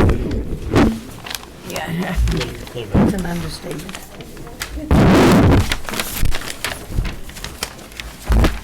Well, welcome. Good evening. I'm Heidi Condon of HC Design, representing Hadley and Jack Walsh of 196 North Street, which we all visited on Saturday. Thank you for coming out in the rain. So I drew up the drawings that we discussed at the site and the ones that you've all received. And one discussion that Ben and I started, I'm not sure how many heard about it, was there is a calculation on figuring out a cupola. Yep. So I printed it and wrote it out. So I can pass this around, but it does kind of describe a properly sized cupola, has more planning behind it than you think. A rule of thumb is every foot of a building width, you should have at least 1.25 inches of the cupola. And that was the formula we were discussing. So, looking at this face, is really the primary face on North Street. We have a 48-foot length. So if I take that times 1.25, I end up with 60 inches. And that is how we came up with that width. What is a little different. 60 inches? Yeah. The guidelines also say that it can be 1.5 inches if it's a two-story. So I think. And it got big. Pardon? It got really large when I looked at that. Did it? Yeah, and So you think the 1.25 is the proportion? 0.25 seemed, when I looked at the different ways you can figure it. Yeah. The one thing that makes it a little bit more difficult when you look on this side, and you never really see this side straight on. You're always on an angle. Obviously, it's longer. So if I do that same calculation on this side, this is 56.5 in length times 1.25, I'm at 70 inches. Yeah. And that's closer to 6 feet. Now I do have, with the overhang of the roof, I'm at 6 feet. So I was a little nervous it might look too big if I go 6 feet on the front. Yeah. And I think the front is the primary elevation of this home. And it was really supposed to kind of echo the original use of the building as a church. It's not a steeple, and it's not a barn cupola. And so it's also something that's really phase 3 for the Walshes. So we really wanted to know, what the board felt about that as an option, and which window detail, because we showed 3 different details, or do we just want to take it off? So what's drawn on that drawing there is 5 by 5, which is consistent with the 11 by 17 package, which is also. Yeah, it's the same drawing, yeah. Yep. So, our thoughts were this front elevation is the primary view at the 5 feet. So it's like because with such length on the other side, it's like which one do you go with, the 5 foot or the 6 foot? So I would love your comments on that. Your preference. Heidi, there was a picture that went around of when it was a church and there were some Gothic windows. Is that why you've selected this particular glazing? Yes, because there was as Robert was saying, it was originally Gothic, and then it was almost Greek Revival. And you could really see it when we were on the site. These pilasters, to me, look more Greek Revival. And even this symmetrical, I'm not sure what that's actually called, but to me it looks more Greek Revival than Gothic. The Gothic was those extreme spears that were on with the kind of balls on the top. It almost was a looked like steeple, a crown. Yeah, it was really a steeple. And I think we've lost a lot of that Gothic detail. So that's why we thought it made a little more sense to go with the Greek Revival. but still echoing, we love, the round here, and just echoing it with the arch. We thought was a nice detail. Okay. Gothic architecture, we call them rose windows. That's true, a rose window, Yeah. which was nice. And each example of the steeple tends to be Gothic, doesn't it? Yeah, with the arch. Cupola, We tried yeah. some round, it didn't really look right. So that was, one discussion point that we love the board's viewpoint. And then we made more of a symmetrical window change on the rear. When we did look at the site, if you go to the street in the back, South Street, you really can only see the top of these windows. So the goal was just to have clean symmetry. And your back's a couple 100 feet. And so while this you'll never see, it's really kind of this top. And what we liked about these, again, it echoes, there had been one image that we've seen, had large 2-story central glass. So we were thinking with the symmetry, the building, it was so symmetrical on the other side. It kind of again echoed more of the light that had been coming through when it was a church. But we kept the symmetry. Because right now, it's sadly a hodgepodge of literally 3 windows that make absolutely no sense. And it's the southern side of the building. So our goal is to really bring in light back into the back of the home. I was surprised going back to see how few windows were in there. Wasn't that amazing? Yeah, I Sounds don't good. quite understand why it was designed that way. Well, there used to be an addition off the back, so I think when that was taken There off, was an addition here. they just didn't put windows, and when it was renovated, I'm not sure. But it just seems to be asking for more light. Exactly. It's begging. Yeah, so there is a back, you can look on your drawing, there is a back stair that the Walshes use all the time. I think you use that more. Yes. And that has a solid wall. It's dark. And that was why we did this, to really bring the natural light to both levels. So that was the goal there. And then we also, if you look back to the front, we simplified the side door. We had the discussion about what this door would look like. And so we simplified, since this old door has the solid panel at the bottom, we did one solid panel, but we really do want to be able to see who's at the door. So we just did one simple beveled glass front. So we feel like it's less formal than this, but it kind of echoes the details of that door. And that was the goal there. Let me ask you, you're thinking about keeping that one center area on the backside. Everything else is simple, divided lights. On And this then, one? yeah, right there. And then in the middle of the center at the first bottom, door. yeah. Why That's the such? kitchen window. It was really, so Hadley can see the kids playing in the backyard.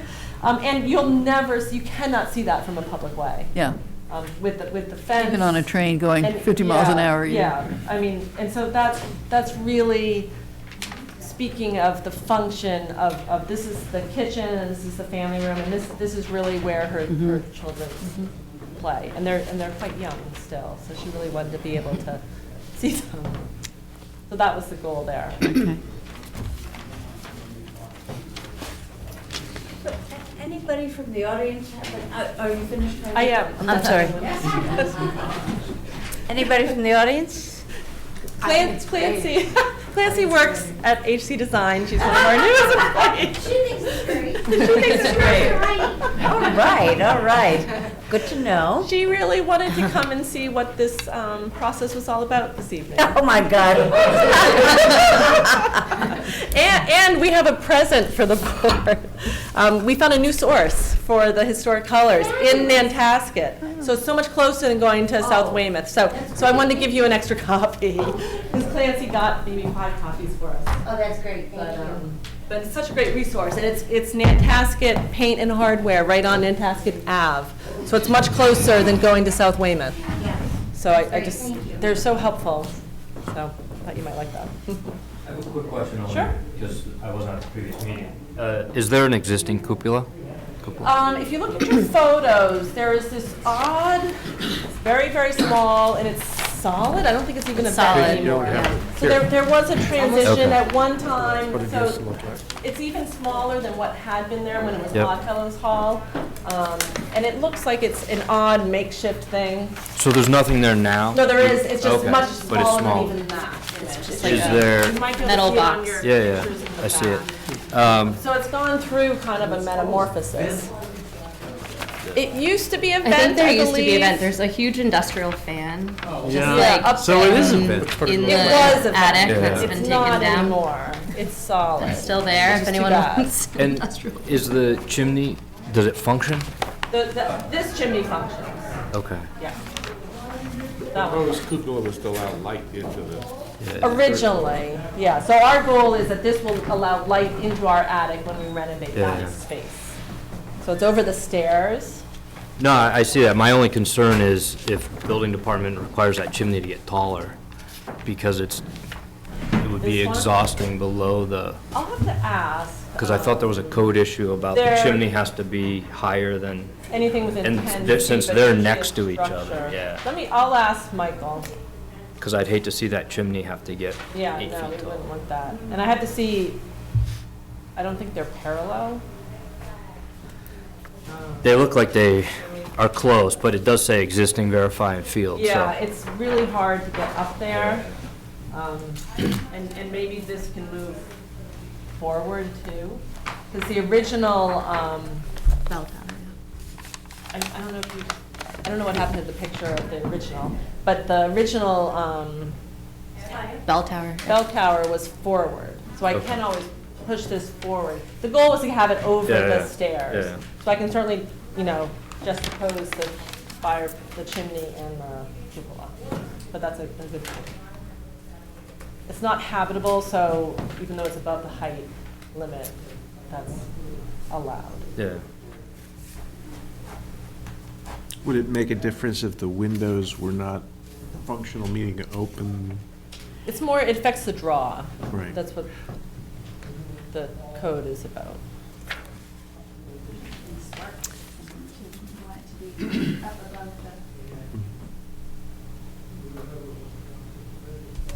So, if I could just say, I appreciate the changes. I think they're all great. Aside of the location of it, I think the new version, I think is great. I think it provides a little more presence there, and I think it's a big enough structure that it can handle it, and I think the scale is good. In terms of the glazing choice, to me, I'd say, I think either of them are okay. I'd err towards the more simple version, but I think I don't have a preference. I think they're all We're open to that suggestion. one, but I think they're all appropriate in my mind. So Yeah, I would say whatever like that the, one too, because it almost goes in between different styles. yeah. I mean, I would say whatever your choice would be. And I think, the modifications to the rear elevation are an improvement too. I think that step sill window is still a little contemporary, but I agree, you're don't not think really you'll gonna see see it. it. And even if you're looking from South Street, you really gotta be looking for it Yeah. to actually see it. So, I think the improvements on the rear facade, are good too, so. And what do you all think of the simpler door on the side? Do you like that? I think for a side door, I think that's appropriate. It's simple, and it will kind of fade away being at the Yeah. back of the building. The one on the left there. See any of that? No, and, I drove by, a couple of times that Saturday on South Street, and I think it's seasonal, and B, this time of year, if you're looking for it, I think you see it, maybe, but I don't, It's certainly seasonal, yeah. yeah, and you gotta really be looking for it. Yeah.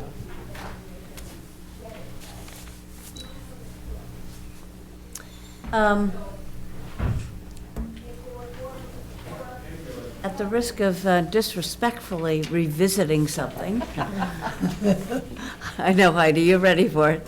I might suggest revising where that side entrance is, because I think it is I think it's not in keeping with the proportional plane and facade of the mean, you mean building. this That, addition? yes. And maybe to put that at the back. We can't because of conservation. You But should it's have a- really a blight Because on there the is an plane. addition there now. If you look at your, I believe you all have this site plan. So right now, it's half the size, and it really looks like a tick now. I mean, it is so small and out of proportion. But I can't push it back because of the floodplain right here, and it's as back as it can be. Yeah. Back to the property. It's just such a, it's a canker sore on the building. It's there now, and we felt that making it larger actually helped with the proportion. We need a side door, and we need a door that people can see when they pull in Yeah, to but the side. It is architecturally, I think, inappropriate, frankly.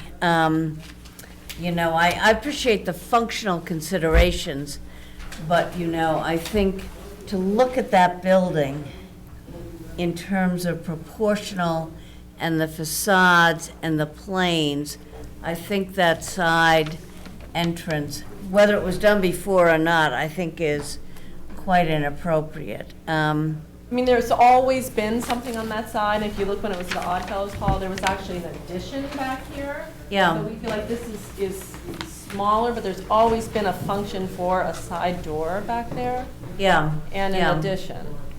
So it's not something new that we're proposing. There's always been something there. We felt that this is simpler. And again, even with our drawings, you never see it, when you look at a two-dimensional drawing, you're never going to see it the way it appears in the drawing. I really think it is going to fade Yeah. away. It's behind a fence, and it has a function. To my way of thinking, it's a reminder of when this was a church.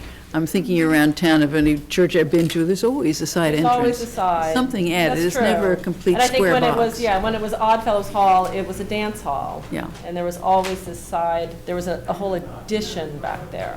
So we feel like we've been echoing what's always been a practical back door to the building, but you need to see it from the street. Because no one comes to your front door. No one. Very rarely, yeah. And we feel like we need to make sure people can see. It's a tough door to open, the front It door. really looks, I think the proportions now are really bad.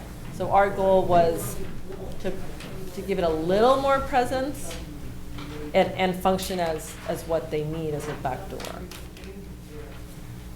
I understand what you're saying, but I can't have nothing, because then no one will understand how to Well, get you into the could if you building. decided to have nothing.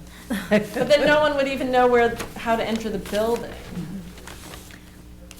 No, I'm looking at it just from an architectural point of view. Yeah. But I understand It's functionality. no longer a church, but even as a church, there was a side door. It's no longer a dance hall when it had an actual addition back there. Yeah, yeah. And so our goal was trying to keep it as simple as possible with identifying the door. Yeah. So that was the goal there. My second comment is on the cupola.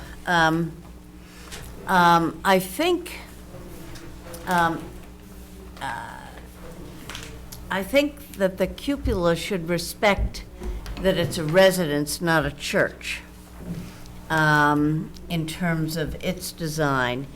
And I think the placement would probably be, I'm not sure where the placement ought to be, frankly, but I think it maybe ought to be a little bit different. When it was a church, it was forward. It was up front, yeah. Yeah, And so that's why we pulled it back, and we actually lined it up with this window. yeah. So since there's so much symmetry on the building, we thought that made the most sense. But I think in terms of the gable and its placement on the gable, it may need to be different. I can't tell you exactly where. Main gable? Or Pardon? The main gable? Yeah, You mean sliding it one way or the other? Because you would never not put it centered on the ridge.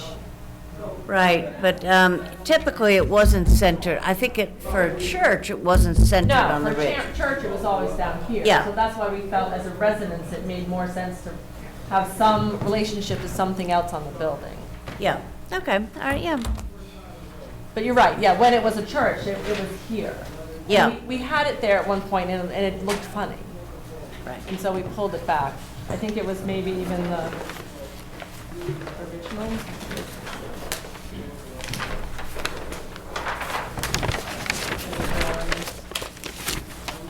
Yeah, so here we had it, when we did try it once here, and it just looked strange. Right. And so it seemed to make more sense to have some relationship. Forward, it would be a cupola trying to look like a steeple. That's true. Yeah, no, exactly, that's right. I'm That's- thinking about the former Christian Science Church up here. Yeah, It still looks like a church. Yeah. no kidding, yeah. And again, it has a function to allow light into the stairs. Yeah, I think that drawing helps the front door Yeah, visual a little better proportions because we're it's trying to actually, the help. front elevation, it looks like it's right there in your face, Yeah, but it's actually exactly. set back. It's set quite It'll have a away. shadow line. Yeah. The back door on that addition, is that existing to remain, or are you replacing that door? The back. On the back elevation, it looks like there's another door on that side. Yeah, this is a new No, door, the next and this is just for storage. It's for garbage and Okay, for so that's just a inside. little Yeah, outdoor it's for closet, yeah. very The addition is functional. essentially a shed. Yeah, it's a shed at that side. There's no place to put So you're your just garbage adding a and new recycling. entry in front of that existing shed? Yeah. Yeah, we literally have a Dutch door inside, so you can chuck your I didn't know if recycling. you were seeing through it or something. Because right now my recycling lives in my dining room, so I'd like some. That's novel. Hingham recycles, I respect it, but But you say very few people come to your front door? very few. I know you graced my front door, which is fine, but yes. You know, obviously, when it was a church, it was big enough door for a bride to come in or out, or a casket to be carried in. Yeah. I mean, it's two doors. Yeah. There's like the outer front door and there's an inner front door and Yeah. the locks and the knobs. So, yes, I welcome people to my back door. I'd like to say that doing a visit of this house was particularly helpful. Your backyard is really special, Thank you. with the creek going through it, and I didn't want to leave. I just thought it was really amazing. She may come back. I may Anytime. show up She someday. may knock on your front door. But it also, if we looked at all these windows at the back and hadn't seen it, I'm not sure I'd get it, but it's just right. It's right for the house. Do you have any effect of the train, the fumes in the train on the house itself? Not that we've noticed. No, You haven't? Okay. no. As in affecting the paint or the Yeah. windows? I understand that people lived on North Street in the days of the old locomotives. That really affect the, It was more cold. Yeah, I do know that that was part of the concern when the train came back, but we haven't noticed anything. One question about some of the other information in the package. There was one of the drawings, there was an image in here that showed potentially a new fence. Are you planning to do a new fence, Yeah, replace we're in gonna kind, I replace the think? one that's there now. Yeah. Okay, It's wood, right. And so it's not, Gonna be you're not white. adding or relocating, you're just replacing replacing an Yeah. existing fence. with a new fence. Yeah, the gate no longer works. Correct. Yeah. Yeah, it needs some Yeah. repair.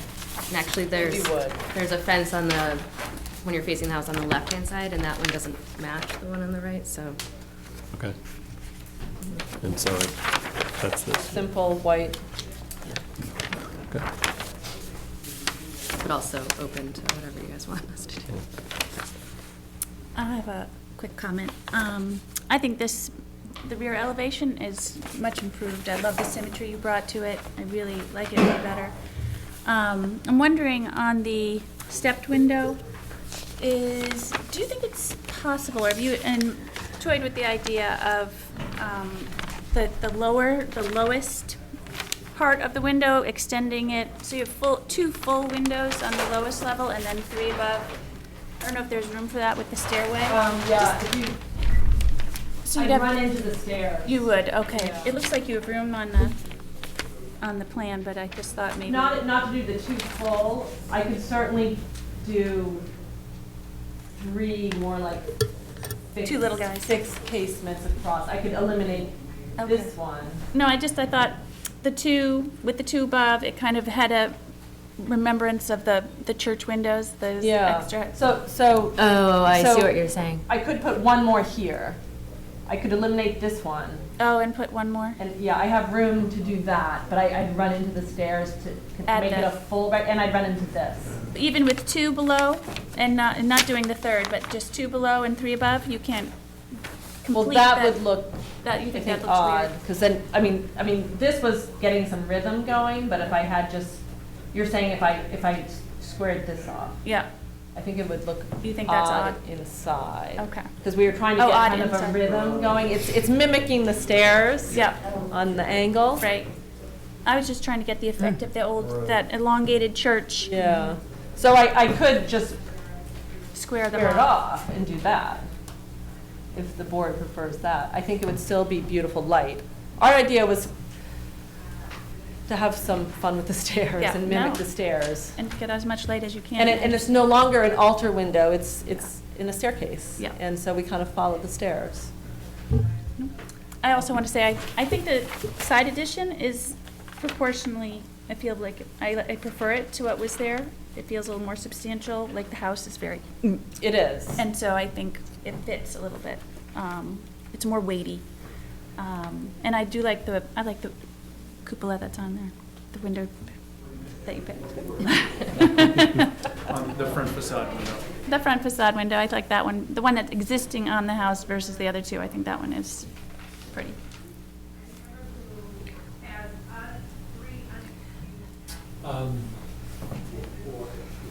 I echo what you just said. I like the side entrance. I think proportionally it looks great. My only concern would be that you have all glass in the front door, and I would like it to resemble the windows, just so that you had some more symmetry, since it's not a, Oh, you mean divided light? yeah, We exactly. had that last time and everyone didn't Everybody, like it. nobody liked it? Not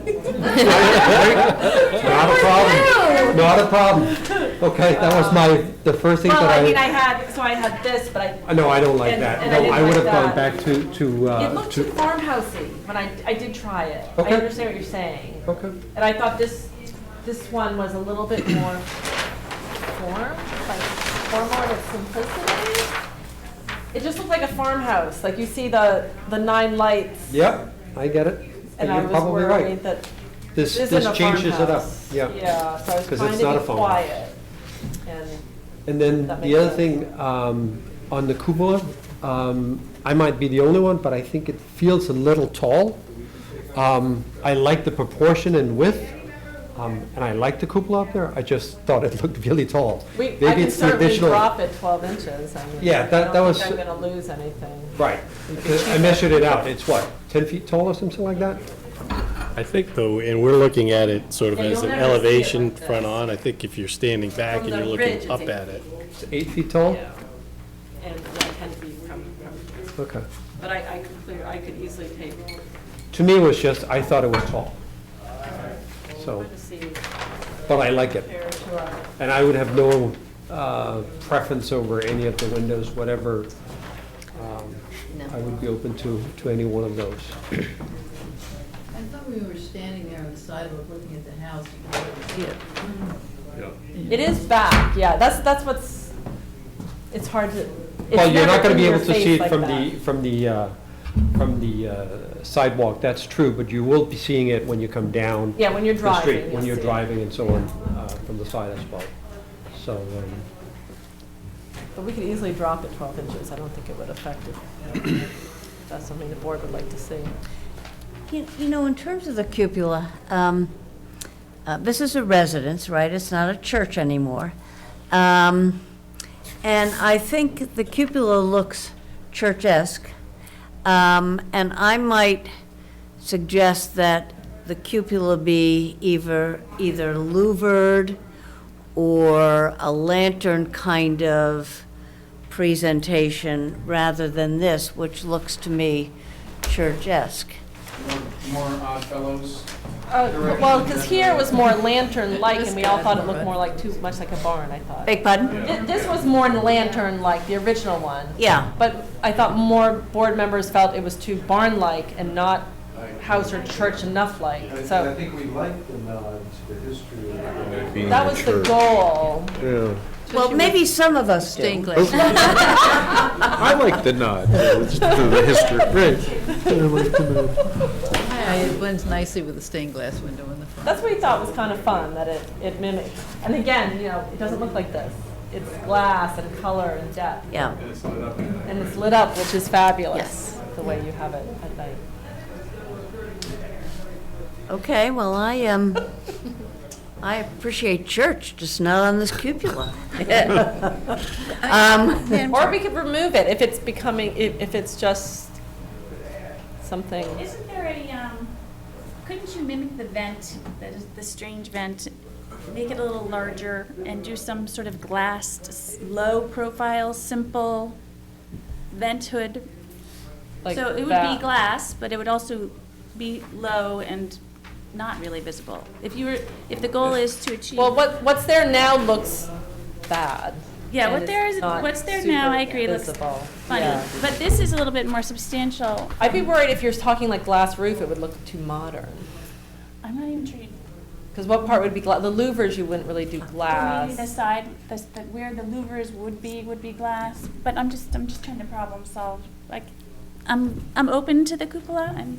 I guess I'm feeling like it's gone through so many transformations that to nod back to its history as a church, are we trying to recreate something that's already passed? And so I'm just struggling with, And we don't want it to be a make or break thing, because Yeah. we just thought it was a fun element that had been there throughout its lifetime as multiple functions. Yeah. So we were, It's such a big roof. it is, Big, it's so I much think room. it can It's easily nice, accept. yeah. I can see dropping it, even the 12 inches might make it less church-like. And maybe doing this guy where it's more residential-like, because they're divided lights. They're not, a Palladian type thing. So maybe something like this, 12 inches lower, would feel more residential. Yeah, I think the round window is much more church-like than the cupola. This, I know. Yeah, no, you're right. And you want to keep that window, right? Oh, yeah, we were, right? I mean, I would assume you guys wouldn't let me take it out anyway, so. I like it. Yes, I mean, It makes it so I love unique. it. That's, especially at night. Yeah, I like it. It's a really unique detail. Are you planning to put light inside the, Cupola? so, change that bulb? LED. so that would be, so you'd have two. You, Ben, would you like to? LED, what's the output on it going to be in terms of, Lumens? yeah, or, like how white is that light going to be?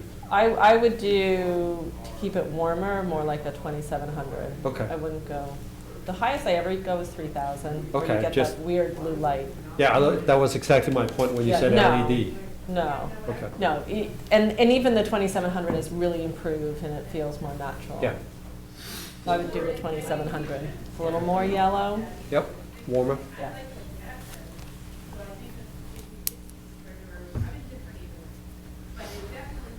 Other comments?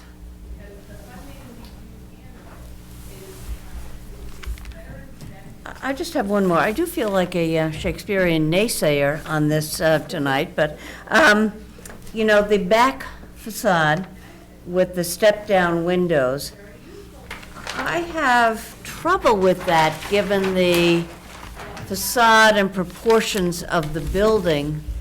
I think it's an arbitrary appointment to a very classic facade that I have trouble with, and it's along my comments about the side projection and entrance in terms of the robustness of the architectural planes of the building.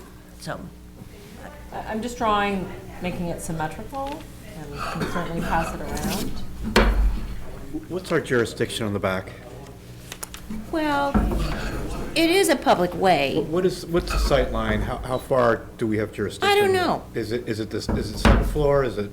Well, let's just say there's a 6-foot fence there. Yeah. And people are the second story of the train, maybe somebody's looking out the window.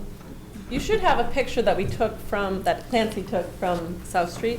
But what if I did something like this? Kept it symmetrical, and I can pass this around. What did you do? I just made it symmetrical. So if I eliminate this window and just do 3 smaller windows, and then the same. And it becomes an overall rectangle. It's one simple rectangle, it's symmetrical, and maybe you feel more like it's symmetrical. You're really not, you'll never see we've eliminated the step stairs. Right. And the other reason why we're thinking we like this, it kind of echoes when there was a 2-story altar window there, and we no longer have the altar, we have stairs. And so I always felt like we were recognizing, a large open glass, but now we've got the symmetry of the stairs. I think the way you have it is really special. I like There's a staircase in there, it's, And I honestly don't think you're going to see the steps from South Street. even if you do, I think it's a nice feature. I think Plus, I think once you do this, you start crowding that window. Exactly. And I think the fact that there is still a little asymmetry on that back elevation is a good thing. Yeah. It's sort of symmetrical, but when you start dropping And that's what this- I liked about it. It is the informal back of the building, and I really don't think those windows are visible from South Street. It adds interest to my eye. Yeah. I think from the exterior, the back wall is asking for more light, and it must be that way from the interior. Oh, it's terrible inside, I have to say. I like it the way you have it there. I like the project as proposed. Okay.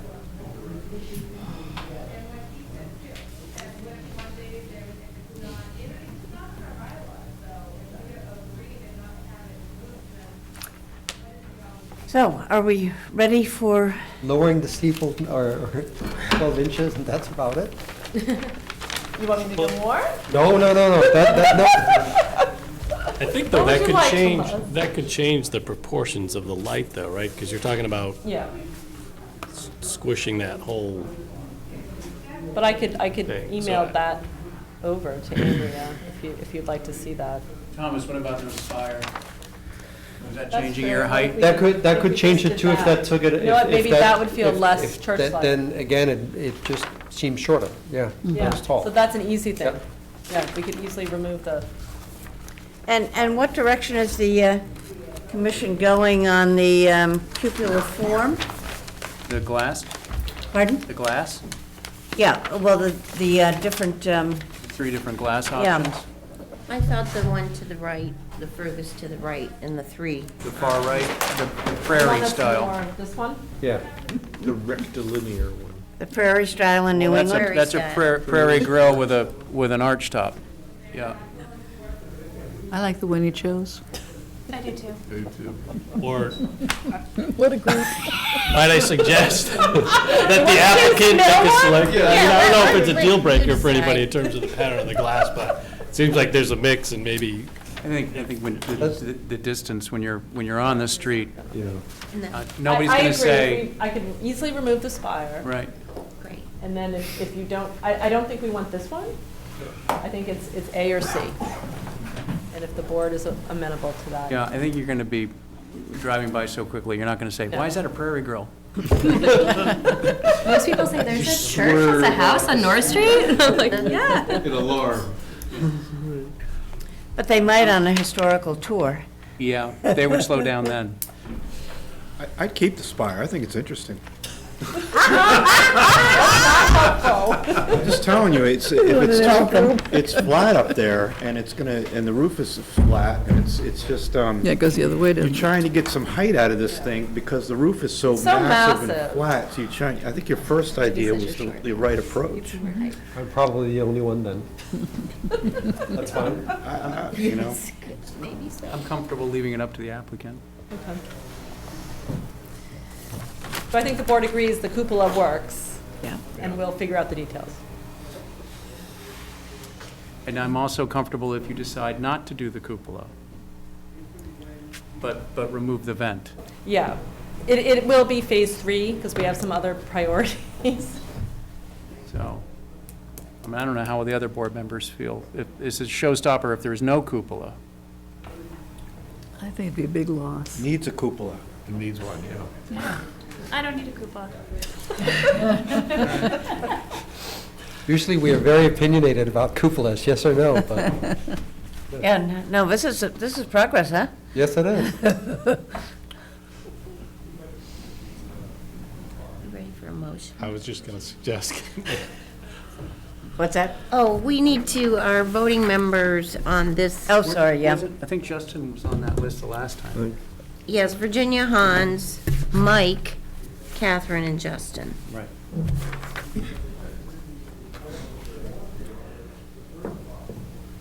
So a motion? Yes, who would like to make it? Mike? I would love to. Okay, I'd like to make a motion for a certificate of appropriateness for 196 North Street for modifications indicated, plan modifications originally indicated in drawings A11 and A12 dated November 20th, 2019, with elevation modifications dated December 13th, 2019, which includes new cupola, applicant to select glazing pattern based on 2 of the 3 indicated in the drawings.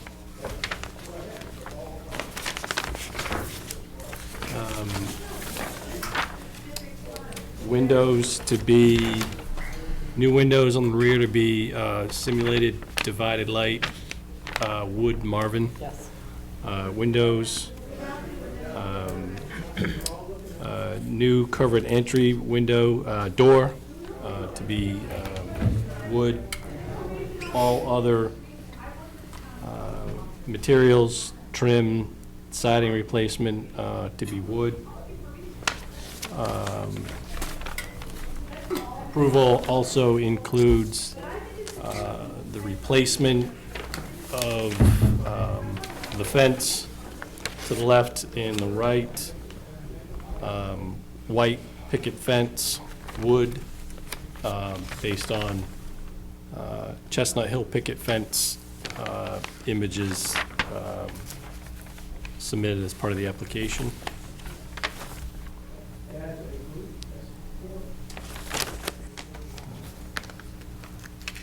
I think that's it. Unless I missed anything? Color changes to the exterior? No. Maintaining the color?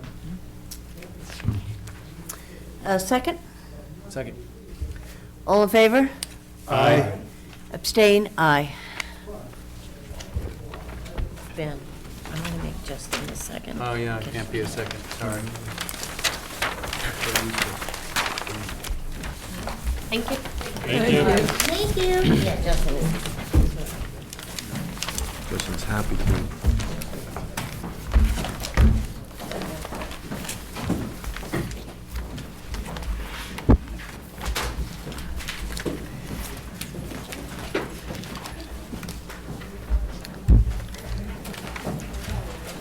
Thank you. Apologize for our delays. No problem at all. Oh, I'm not even doing my job. You're doing your job.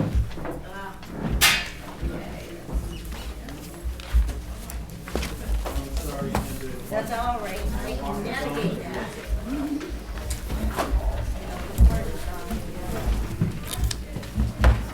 You're welcome. I'm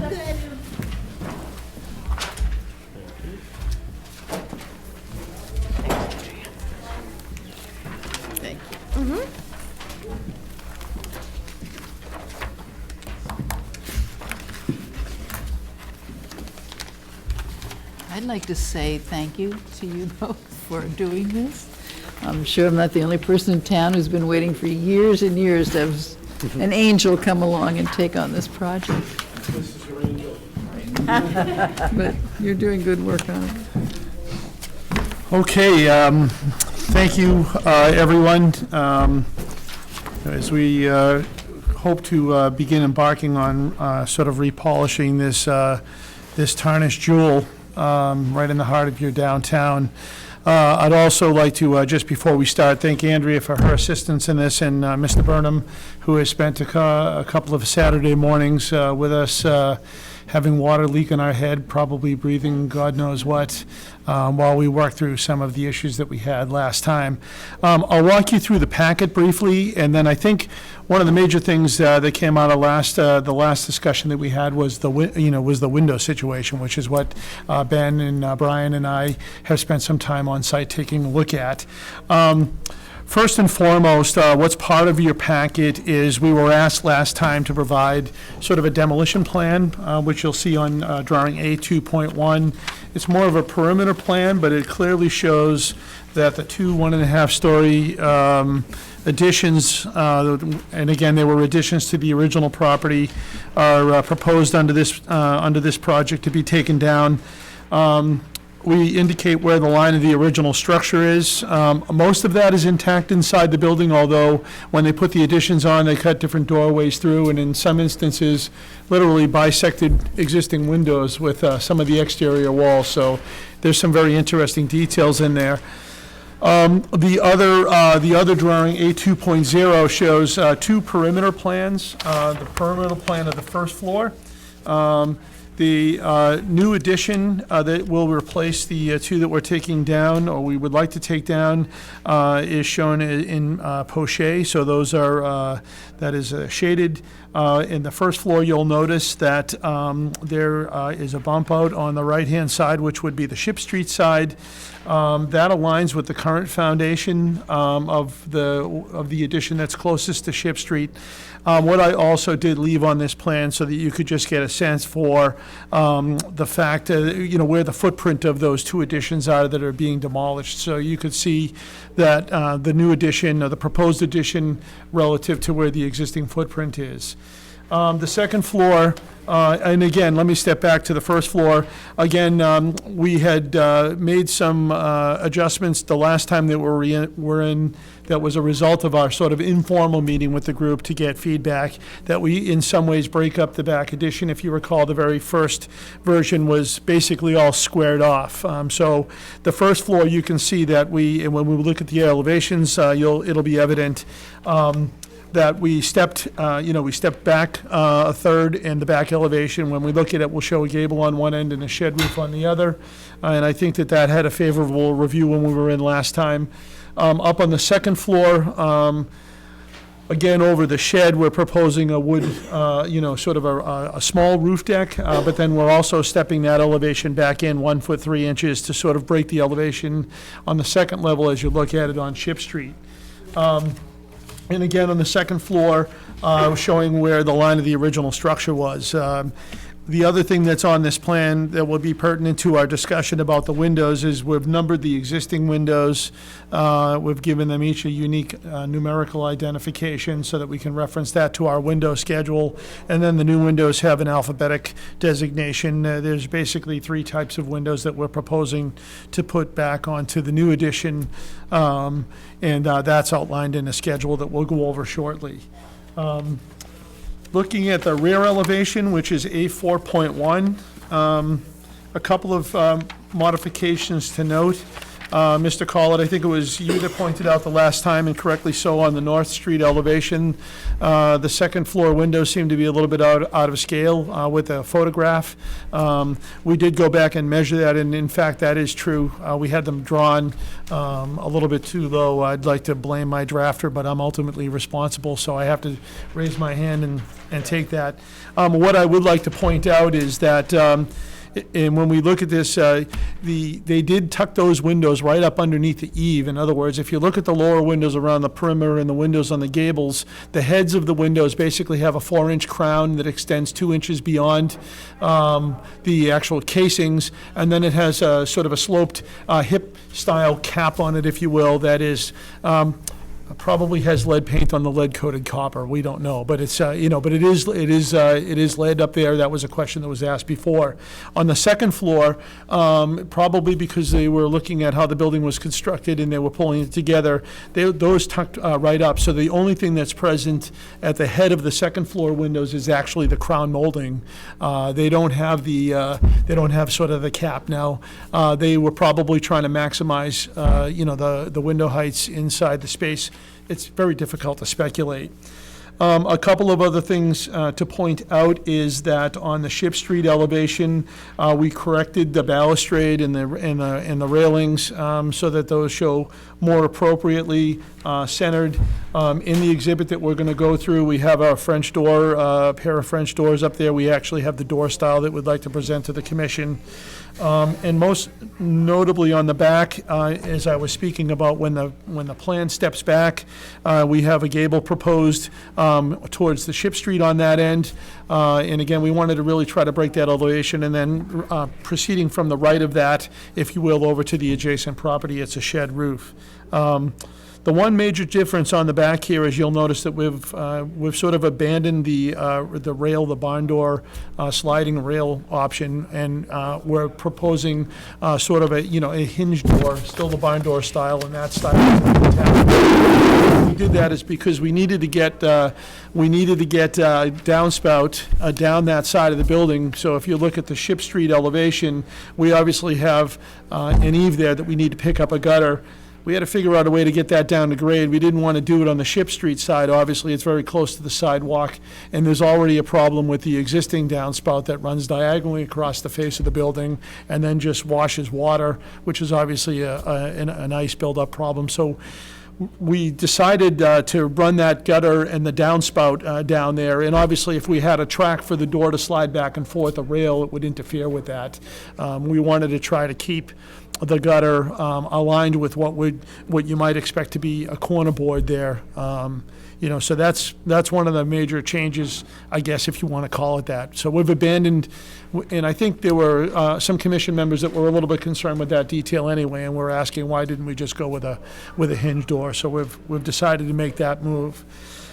Just a couple of other notes to pick up. They were comments the last time. We are proposing all 6-inch corners, corner boards on it with an overlap joint. There are no corner boards on the existing building, but the two additions have 6-inch corner boards.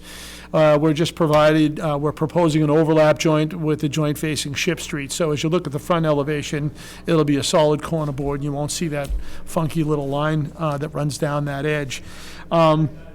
We are, in our exhibits, we have a gutter and downspout option. We would like to go painted. The idea is that all the gutters would be centered on the corner board, so we're not running anything across the elevations or anything like that. Rakes and eave details will match the existing. The rake details are fairly unremarkable. They're straight flat stock. The eaves, we're trying to determine, and it doesn't look like the actual the eaves had gutters on them originally. It's a back pitch on the eave. It comes down from the slope and it runs back in. But we do want to match that detail, but obviously then put a gutter on it as well, particularly with the proximity. It's not likely that when the house was built, it was this close to the sidewalk or North Street. North Street was likely a little bit narrower back in 1762. That's my supposition. I can't swear to that. But we obviously want to not have water washing off of the roof. If it picks up enough of a pitch in a heavy rain, it's likely going to wash over the small front yard that's there and fall right on the sidewalk. So we want to figure, we plan on putting gutters and downspouts across the front as well. Window casings heads, sills, again, will all match the existing aesthetic. I think we need to have a conversation when we're talking about the windows. Most of them are rotted. In fact, you can pull them off with your bare hands. Restoration of the actual sills, we want to match them, in the casings. But frankly, to try to restore them at this point, most of them, and Mr. Burnham can maybe has a slightly different opinion, but if you walk around the perimeter, you can literally pull most of the sills off. They're rotted. Some of them still have the old wooden pegs in them. Some of them have been wood screwed, over the years, which is, they're just in deplorable shape. We obviously would prefer to replace them and not try to, replace some and try to patch others. It's going to be very difficult to match that. Again, the exhibits will show the balcony and storage door information, and then we're proposing, our expectation is that we will paint everything white. The existing building is white, everything on it is white, but we don't have the exact color, but we would propose that would be staff approved before we put any paint on the building. And if a mock-up is required, that would be fine too, but I know that we'd be able to work with the staff to come up with an acceptable color. It's obviously not going to be bright white. That's not what they had again back in 1762.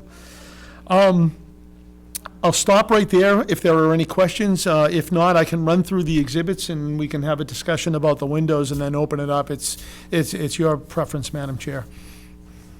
Thank you. Let me first say who's going to be the voting members.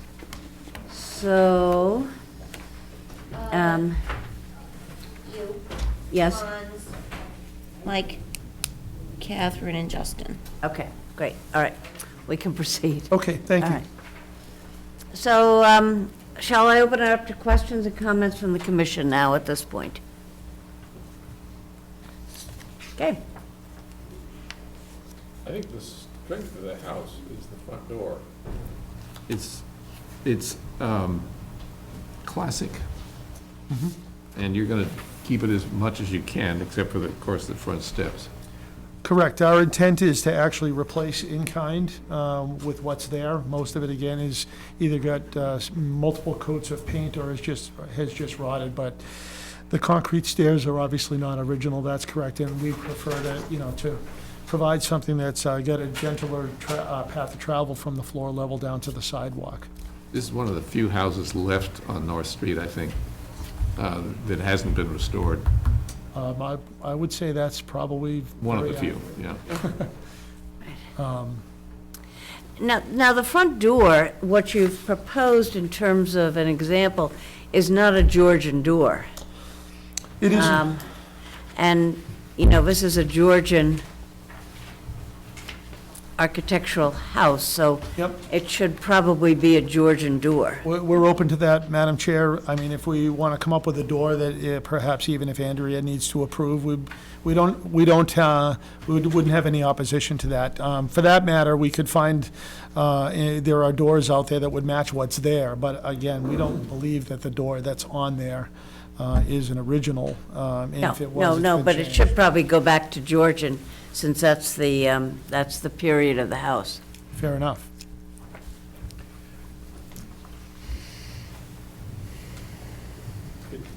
Could you walk us through the windows and your assessment? Yeah. And there's a lot of information there, I think we. Yep, that's a second, that is a second, and it's in, it will start with what is an existing window assessment. And then behind that, just to walk you through, and then we can have the discussion, is, as I mentioned before, we gave each one of the existing windows that were going to remain. We didn't spend any time on the addition, of course, because that's coming down. A numerical designation that essentially runs from 1 to, I believe, 23. If you look at the next page, this is just the elevations taken last Saturday when it was raining, by the way. It was like super great. It just shows you the progression of the windows, in other words, working left to right, or right to left from Ship Street, 4, 5, 6, and 7, so on and so forth. That corresponds to the numbers that are on the window schedule. That's the first page. The Ship Street elevation is obviously the same thing. We didn't number the attic windows. Both of the attic windows are completely shot. There's no glass left, and they're completely rotted, so we didn't think there'd be any discussion about whether or not those could be restored. They simply need to be replaced. And then again, and I apologize, I'm realizing that some of the numbering on the bushes on what would be the left-hand side of the house, as you look at it from coming, I guess, what would be probably north on North Street towards the harbor. Again, you can see that there, again, we've numbered the existing windows there, and again, the attic window that's above is really completely shot. Just to continue with the exhibits, what we did is we walked through earlier, right after the last meeting with Mr. Burnham the following Saturday, and then he and I met there again last Saturday to just try to figure out what windows were truly original or very close to original, if any, and what level of condition they're all essentially in. And one of the things that we wanted to also do is get prepared in case we were going to be asked to sort of move sashes around. In other words, one of our concerns that we expressed the last time is that, there are several windows on the front elevation that are fairly well dilapidated to the point where we don't believe that they can be restored in any way.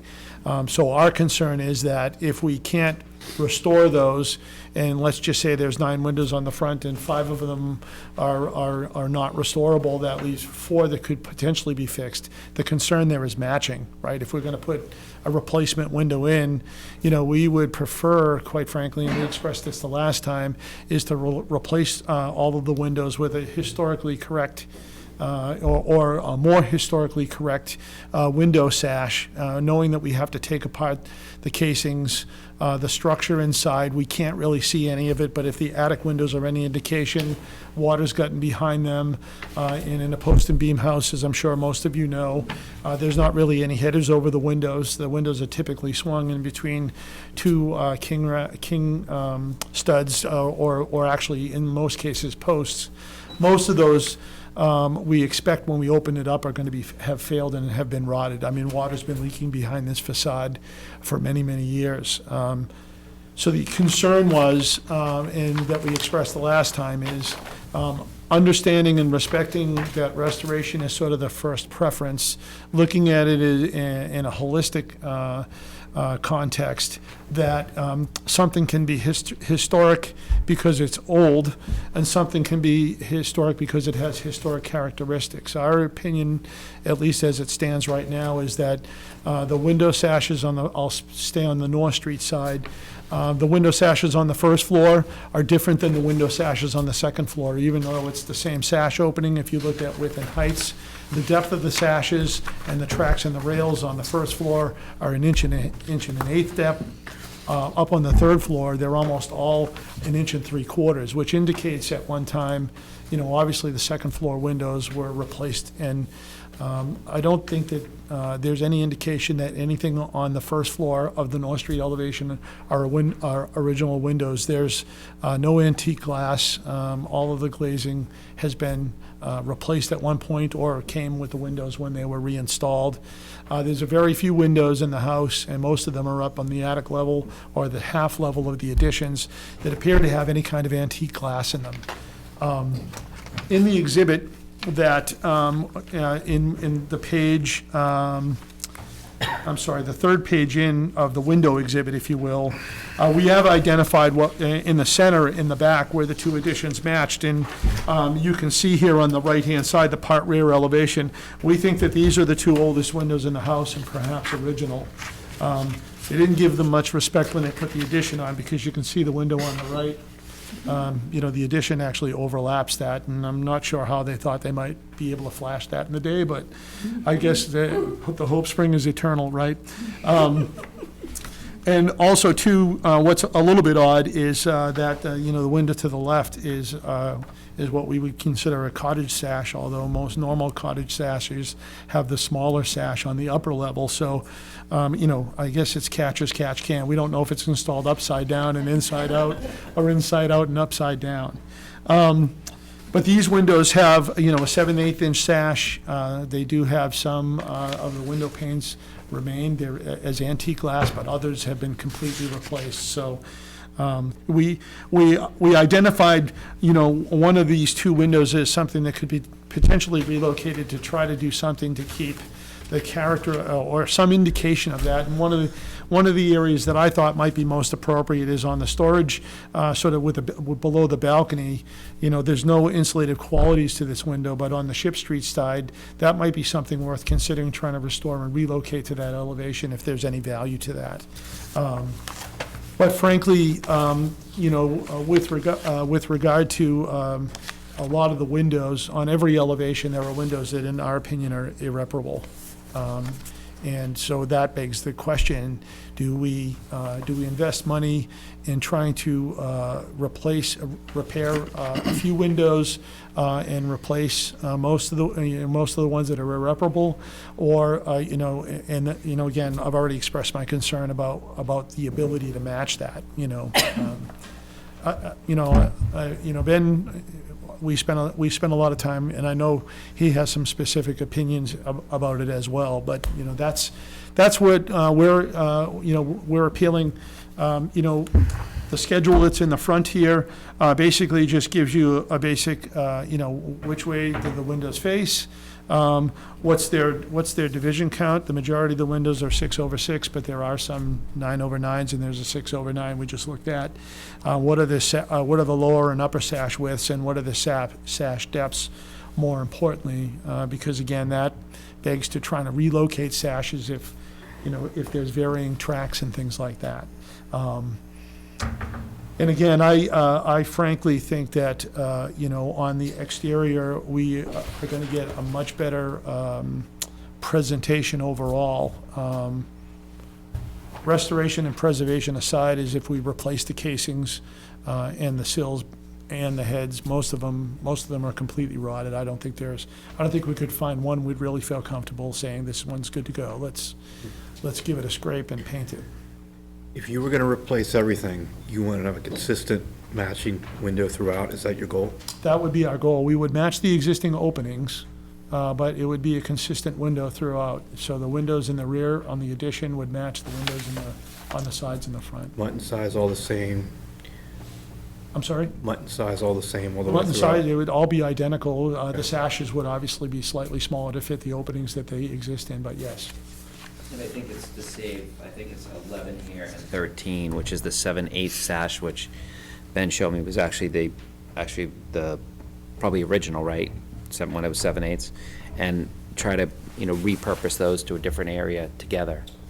When he calls out 7/8, he means the thickness of the sash, not the mutton bar. Oh, So right, that's correct. a much older Sash depth. Yeah, the thickness of the sash is 7/8. It's one of the oldest you can get. And they sort of go progressive from there. As I said, on the front elevation, they're 1 1/8. On the second floor of the front elevation, they're 1 3/4, which is obviously a much more quote-unquote modern window, if you will. So in the interest of, really restoring the house, we feel it would be better, so at least that's our opinion. It's obviously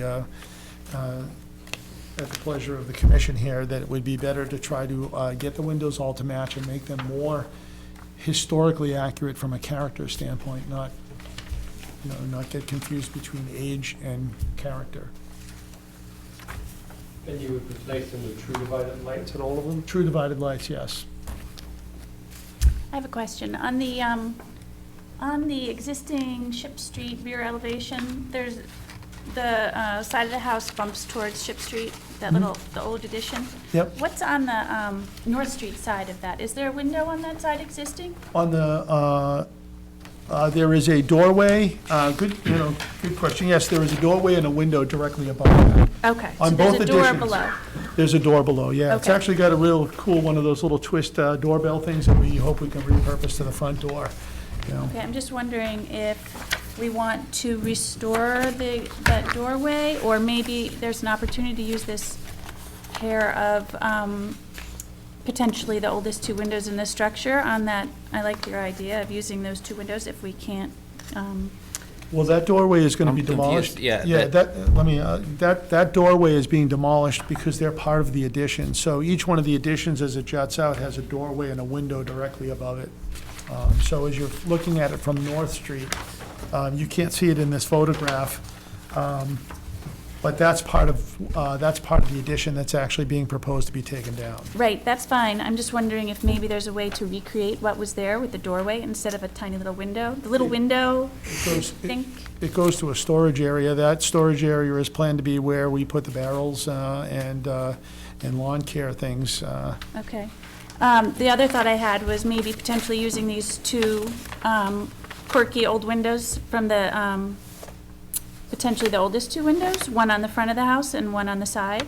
I think they're kind of neat, and it would be really nice to restore those and reuse them if there's possible. And I was thinking one could go on the front of that little, where the door, Well, they're significantly narrower than the existing windows that are there, and I'd be afraid from a scale standpoint, if we tried to take one of them, they're only 2-foot wide sashes, so it would be difficult to superimpose that into the front elevation. All the sashes on the front elevation are 2'9" wide. Or could you, right, yeah. I see this little window on the front Oh, right. North Street. Maybe we could replace that with one of the two from the Oh, back. I'm sorry, I misunderstood. I thought you were talking about the true North Street elevation. Yeah, we could consider that. I think that would be kind of. Oh, you're talking about the Ship Street? No, This little, The bump out has a as a floor 2/2, right, we could do that. Which isn't really historically appropriate anyway, so maybe using that funny Yep. 9/4, what was it, 9/6? Yeah, honestly, I like it. Or turn it around. Well, I kind of think it's fun the way it is. well, honestly, the other window I was looking at was using it on the actual Ship Street elevation. So if you see the window that's directly into the balcony, that was the other area where I was thinking that we could repurpose one of those old windows. Yeah. And Yeah. So that would be in keeping if we did one on one elevation and that's one what I on was the other. thinking. I mean, and that's perfect because that space is going to be tempered space. Those windows Yeah. aren't going to save much energy for anybody, so, They can stay together. yeah. And they're showcased Yeah. those positions. Yeah, I like that. Okay, you guys lost me. Where are you putting the two I windows? got you covered, don't you worry. Just It's nod right and say here. yes, no problem. Where's the other one going? It's this one right here, right? We're going to put one there instead of that, and we're going to put one there. Oh, fantastic. Like Totally I said, fine. just no problem. As far as the state of the other windows, I'd like to hear from Ben, since you went and did the assessment. Sure. Sure. Well, as George mentioned, we were out there twice. 2 Saturdays. One was a very rainy Saturday, and the other one wasn't quite as rainy, but I would agree with most of his assessment, with a few exceptions. I did not see much antique glass, which was surprising. It was raining. I can't say I looked at absolutely every pane, but there were a couple of windows, I think, on the left-hand elevation towards the back, we thought. One of the small windows above the doubles, the Right. sort of quirky windows, and then the two windows above the doors on the additions, that are coming down. Right. Looked like they had some antique glass in them. I mean, you definitely have a history of windows there dating back to, it's very hard to say. I mean, some of the earliest windows are from the 1600s, late 1600s. I don't think any of these match that period. Homes that I've worked on that have a very similar sash mechanism to these are mid-1800s. There are no pulleys. There's no sash cords. These have the thumb catch on the jamb of the window to get you particular opening heights. The condition of the windows, certainly the attic windows are a complete loss. The muntins, you would have to remill the muntins to put these windows back together. There's a couple others, I think again, on those, the left and the right elevations where the muntins are so badly deteriorated, the sash is a loss. And as George pointed out, your first floor elevation sash thickness is different than your second floor elevation sash thickness. So when you find a sash that's worthy of keeping, you have to make sure you can actually use it somewhere else, because it could be just for first floor or just for second floor. There's certainly some challenges here. I can see some restoration. I believe it is unrealistic to ask them to restore all of it, given what's already been discussed. It would be my hope that the front could remain, I'm speaking of sash, not casings, not the sills, and not the casings or the head detail on the exterior. Speaking strictly of sash, I would hope that we could find enough to get those from one area or another on the house and get that complete. Yes, yeah. There are no keepers. Yep. Right. Now, as it relates to the exterior casings, most of them are going to be hard to restore. I have some pictures here I can pass around. The house is neglected. And so what's happened over the years is water has infiltrated a lot of the wood grain. It's starting to check and crack. I think they would be spending a lot of time filling these checks and cracks to get them smooth again, or at least to keep water from infiltrating again.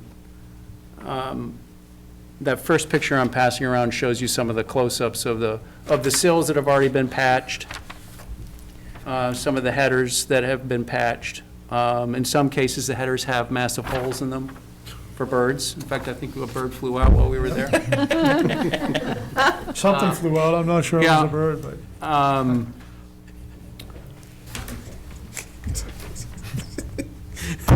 And the casing details on the house, on the exterior, are not consistent. The front and the Ship Street are similar, maybe exact, very close, but on the left-hand side, left-hand elevation, it's a flatter casing. Yeah, flat casing. And there's not nearly as much detail. These are much wider, it looks like, than the front and Ship Street. Might have been how close I was or how I changed but you can see this detail. It's a flat casing with a little bit of a back band, whereas that is just a flat casing and then much more detail up in the window head. Ben, thank you for going out there. It was really helpful. On the front facade, is there anything matching that second floor to first floor? Matching in terms of the sash thicknesses, the first floor they're all the same, right? I think we decided. I'm talking about the original volume. We're not talking about those additions. Windows 3 and 4. Sorry, I have to flip back and forth now. Windows 3 and 4 actually have 1 inch and 1/8, and then it switches up to 1 1/4 for 5, 6, and 7. Which basically rounds out the front on the first floor. So you have 1 inch and 1/8 on window number 4, and then the rest of them are 1 1/4 inch. Now, in the interest of full disclosure, some of these windows have multiple layers of paint. So, we didn't get out there, with calipers, and we did just sort of a general review. But if you go around the corner on Ship Street, window number 3 is also 1 inch and 1/8 as well. So then it switches at one point. And then it's consistent on the upper floor, with the exception of window number 13, which is the small one up above the doubles. Everything across the entire front elevation and around the left elevation is 1 3/4 inch depth. Has been pointed out, the depth of the sash. And any rough guess of what you think the front facade, how age of the windows? Any, just roughly? Mid-1800s. Mid-1800s. Yeah, it's a shame. But is that when they were installed, or was there a renovation at one point where somebody was sitting with a lot of old windows and said, we're just going to throw something in here and something else? So what's confusing about all this is the thickness of the sash up on the second floor. Those don't match the thickness of the sash on the first floor. So that leads you to the conclusion, well, some kind of replacement was done at some point. We don't know if it was when they put the additions on and they scavenged windows from the back. We don't have, there's no imagery available of what the original back looked like. it's, but there surely were windows back there. However, those, in the back, one of the corners was likely the kitchen area, so it wouldn't have necessarily had the 5'1" tall sash openings. But they do have the thumb keeper still, so. So worth keeping if we can. I was hopeful. You can't take a sash from the second floor and expect it to work on the first floor, and vice versa. Even if the windows measured the same dimensions and rough opening, the thickness is your issue. If this was your house, would you restore these? I would attempt to restore this front facade, try to get windows to work for the front facade, and let those side elevations be new. So how would that work as the project moves forward? You remove all the windows and see if you can get enough? So you take them on a That case-by-case basis. Some of them you might be able to restore right there in the field, and others you might send out. This is the sash now I'm speaking of, not the casings. Yeah, the casings and the tracks are. I'm afraid the casings are too far gone. So are you suggesting, Ben, at least if, because I'm just sort of marching through the numbers and trying to compare thickness versus dimensions, and I can't find 9 that are all the same size, and even if we did, what the conditions of them are. So are you suggesting that maybe the second floor and the first floor could still be different than each other? Yes. But that you can find 4 that match for the first floor and 5 that match for the second floor that are restorable in some manner. That would be my hope, yeah. Yeah, we're going to need to do something with window number 7 because, again, the muntins on the top sash in particular are rotted, so they're not repairable. And there doesn't seem to be another 1 1/4 inch sash depth window to harvest from somewhere else. Well, I just wonder if there's some combination to say that you're pulling from the side and you get something in the back and you can get 4 that are consistent on the first and 5 that are consistent on the second, and maybe they're coming from different places, and number 7 you got to toss because it's not working, but maybe you can find a match from somewhere else. And Yeah, we've done the same thing that you've tried to do, because what ends up happening is when you get around the left-hand elevation, they're all 2 foot 9.5 wide sashes. Everything else is 2 foot 8.5. So you might be able to pad out a 2 foot 8.5 sash, but you're not certainly going to cut that down, right? We've struggled with the same exact approach, is to try to figure out something. We were, honestly, the hope against hope was that as we were going through matching them, lo and behold, they'd all effectively be the same, right? When we first came before this commission, we hadn't done that level of detail. Unfortunately, when we went through, that's what we found, is that there's inconsistencies on every elevation and then on every floor. Sometimes the second floor seems to be the most consistent. Those are all 1 3/4 sashes, except for the ones, the small one around the corner, which is really strange, because that means they would have had to retool the channels. They would have had to there's no tracks, there's no counterweights, there's no spring balance. It's really, they had to do a significant amount of work to change to a sash that was, if the original second floor windows were 1 1/8 or even 1 1/4, to add a 1/2 inch to that was a feat, right? So the issue in restoration is on an individual basis, not on a consistent basis across floor or facade, yeah. I mean, it's quite individual, it sounds like. Yes. Yep. I think I mean, if I could, we need to take into account, I mean, the applicants are resuscitating this house. I mean, from where it is now, it needs a tremendous amount of revitalization. And I think your preference would be all new. I think that's what you said in the All new, last- because, when we go ahead and have to lift the house, I mean, you've seen it, that whole ship seat side between, George can speak to it, It's but about 8 or it's 9 inches out of plumb, and it's been that way for a while, we looked at that. So part of post beetles and everything else, and we don't even know what's underneath, because obviously we can't get underneath. Some of you have been there, right? And you went down the basement. Hans, I think you were there that day, and, there's just, this house, as, Andrea said, it's a lot, the historic value of pretty much anything, not the chimney. I mean, we can save the chimney, repoint it, do something up there to correct it, but, you're talking about asbestos shingles all over the place. They did this, I think, in the 1950s or 1960s. At that time, they probably did some of these windows. They added the two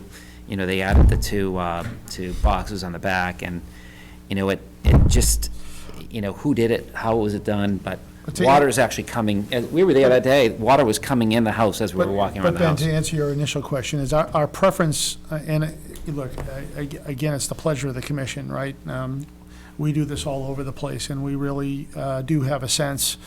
Our preference would be to replace them, because we feel that at the end, it will be a much better presentation. That's and we can agree to disagree on that, and I fully respect the preservation aspects and that aspect of this board and what your board is to do. But at the end of the day, with the amount of work, unfortunately, this exterior was robbed of its historic qualities several years ago. That's nobody's fault. That's not ours. That's not yours. And as you said, we're trying to resuscitate it. And I think at the end of the day, we're going to have a much better, product at the end, for lack of a better term. Okay, but that's at the end of the day. What the people in town see if we replace the sashes. I think. I don't know that it's necessarily going to be more cost-effective, because replacement sashes with simulated divided lights, and then it's likely it might be a level a level expense. But I think at the end of the day, our concern is, what does it look like at the end, right? I don't want to have I'll use a terrible analogy, and I hope I don't offend anybody. I don't want to have plastic surgery on my left eye and leave my right eye drooping, right? I mean, you want to because you tried to restore it. I mean. We've all been here for a long time, you guys especially. I mean, but that's the way we're looking at it, right? We'd rather have, the windows, and I'll tie that analogy into it, is they're the eyes of any structure, right? I mean, that's how we've always approached it, and we just think that to try to bring this building back to what it was once, when everything was new, I think that's going to be a better presentation at the end. And just one more, are you talking about the Georgian door on the back too, where the other two are as well? Let's stick with the windows. Oh, I thought we're all done with the windows. I thought we were voting and we're good. I think the doors, to get to, to just bring that loop back, circular driveway, you gotta get back to the street. We're open to whatever you or, the commission or staff deems appropriate. I mean, at the end of the day, that, we're not gonna die on that cross. Ben, are you saying that Well, I mean, Mike brings up an interesting point. So let's say you can't, you've got, of the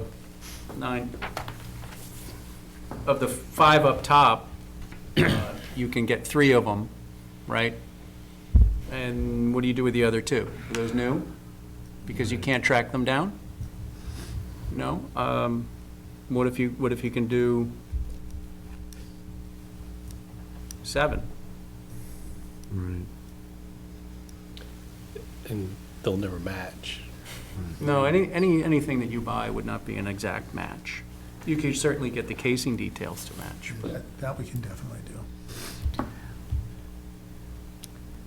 So, I mean, these guys have done everything that we've asked them to do. They've been in here so many times, This really tells the tale. And, I mean, the level of detail that they've gone into, and, I mean, we've all been through this house. I mean, this is one of the, I mean, as far as neglect in town, I mean, this is just, I mean, this is top, right? Yep. So, I'm one that, I'm for preserving windows all the way through, but then, we're getting into a matching situation here and asking these guys after, raising this house up, doing work on the foundation, removing the asbestos, all that they're doing, I just feel that, restoring all these and asking them to kind of pick and choose what's from rotted windows that are left, it's a lot to ask. You've been out there, you're the expert, so I'm relying on you, but I'm also hearing kind of what they're saying too, and I've just seen all the rot going through there. It's tough. It's tough. It just seems that, I think it was said earlier that there have to be some trade-offs, and I think there are some really key pieces like that front door surround, that if that can be recreated, I think that's marvelous. And then, the work that you're willing to put into, brand new sills and then using those two windows as Catherine suggested. I think, and then I don't know, we can talk about the clapboard too in terms of,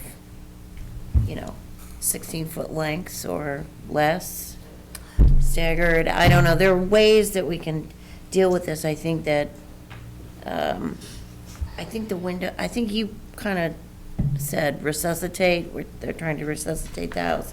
Maybe the windows have flatlined. I think that's where you were headed. Some people live quite well after resuscitation. I'm one. But it I is, can tell you, so. just so that the commission is aware, if these windows in the front, just for instance, if they did get restored, a triple track window would be put back, because they're gonna need some kind of a thermal protection. Whereas these windows that, if they're new, it's an energy panel, so it's integral to the actual sash. Well, I've been thinking about that. So there are two options, right? The triple track, in talking to both Boston Sash and some contacts, Boston Sash has to custom made their energy panels. Brosco will still provide energy panels. So there's some schools of thought out there that, the triple track windows, if they're done right, actually might display more of the window than the depth of the energy panel. So in all honesty, in the interest of full disclosure, we're actually, I think, leaning towards triple tracks as opposed to the energy panels. It's just not proven. I'm not satisfied with it myself after looking. There's a house on Mutton Lane in Weymouth that was just restored, and they used the energy panels on the door, on the windows. And I spent some time over there over the weekend, and I just wasn't keen on the way that they looked. Because the muttons get shaved in order for the energy panel to. Well, they get shaved, and then you almost have like the glare. There's no depth, right? It's right up against. So you really lose the depth perception that is key to this true divided lights, right? One of the knocks on the simulated divided lights is, until they figured out that they could stick, foam in there for whatever that was worth, is to see that depth. And as I spent some time walking from Gene Raymond's house at one end of North Street all the way up to the harbor, there are so many houses along that street that have triple track windows that they appear fine, they really appear fine. The other benefit that you get from that is that you obviously then have screening abilities as well, right? And that's something that I hadn't considered initially, is that, what do you do in the summertime when you want to open up the windows? It's fairly breezy near the harbor, but, sometimes it's not, right? So I think that if we go with simulated divided light, not simulated divided lights, true divided lights, we're leaning more towards, triple track storms. And they're aluminum right now on there, the aluminum color. I'm not so sure we would want to do that. Everything else is white. I'd like to review that with the staff at one point just to see, because they need to be replaced. Obviously, like everything else in the house, they don't really function very well. Right. What is the absolute heuristic value of restoring the windows that can be restored? Can you say that another way? Yeah, what do you mean, Virginia? Yeah.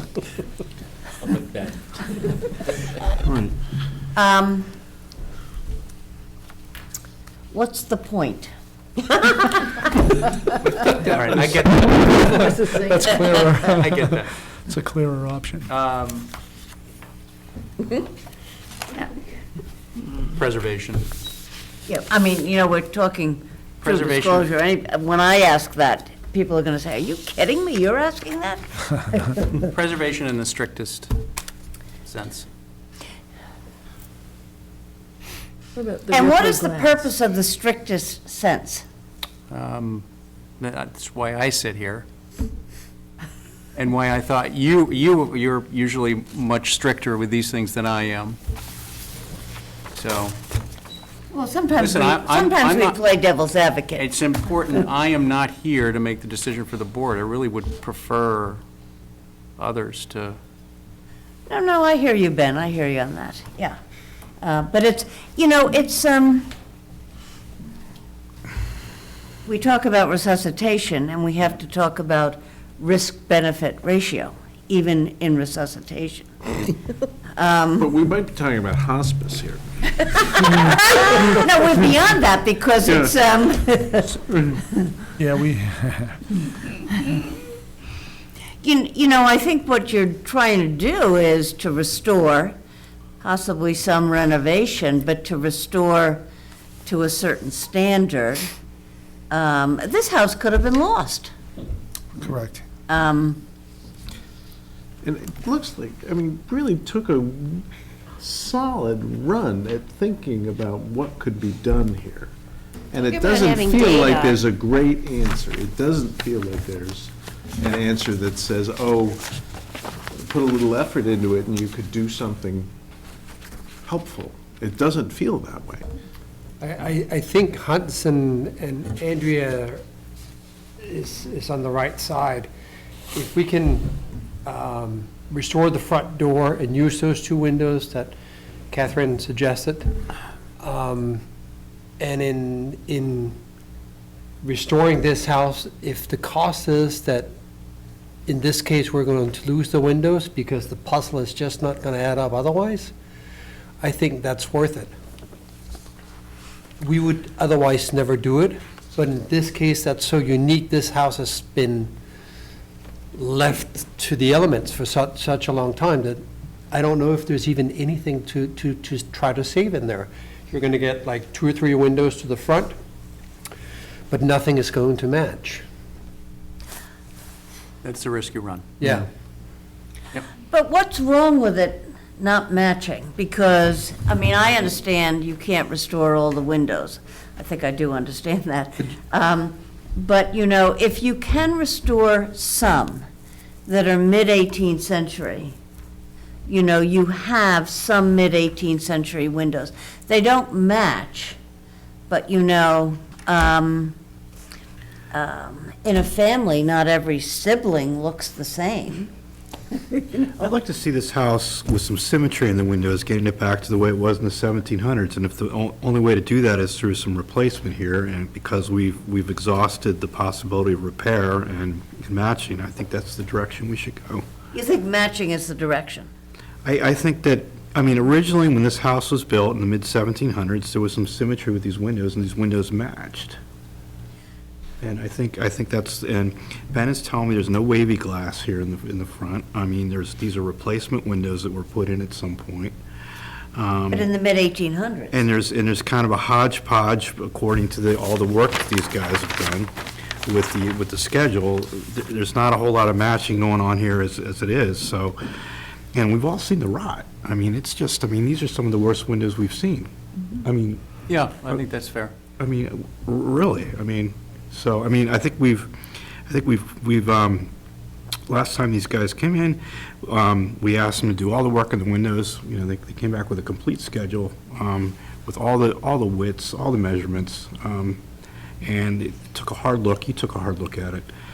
And you're kind of saying, yeah, it's, you know, you go either way is kind of what I'm hearing. So I just feel like, I don't feel like we're making a mistake here if we, in this instance, given the condition of this house and the scope of the project and the condition of the windows, that, you know, I think a replacement is a very viable option for us. I agree.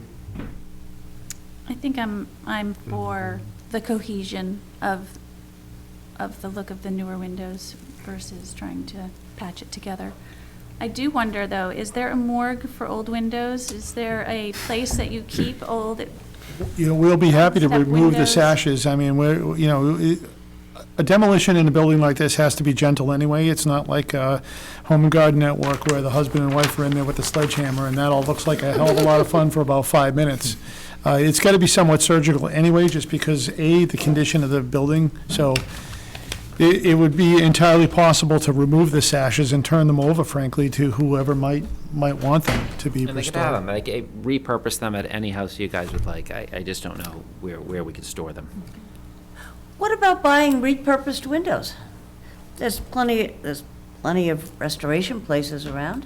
Yeah, I think quite frankly, I think that the level of effort it would take to do that, having done that in the past, Yeah. to look for things, to go to Old Bostonian or down to Wareham or drive out to Chatham, the chances of you finding something that's going to, if we can't find what we're looking for within the context of the building that we're renovating, it's a slim chance we're going to find something.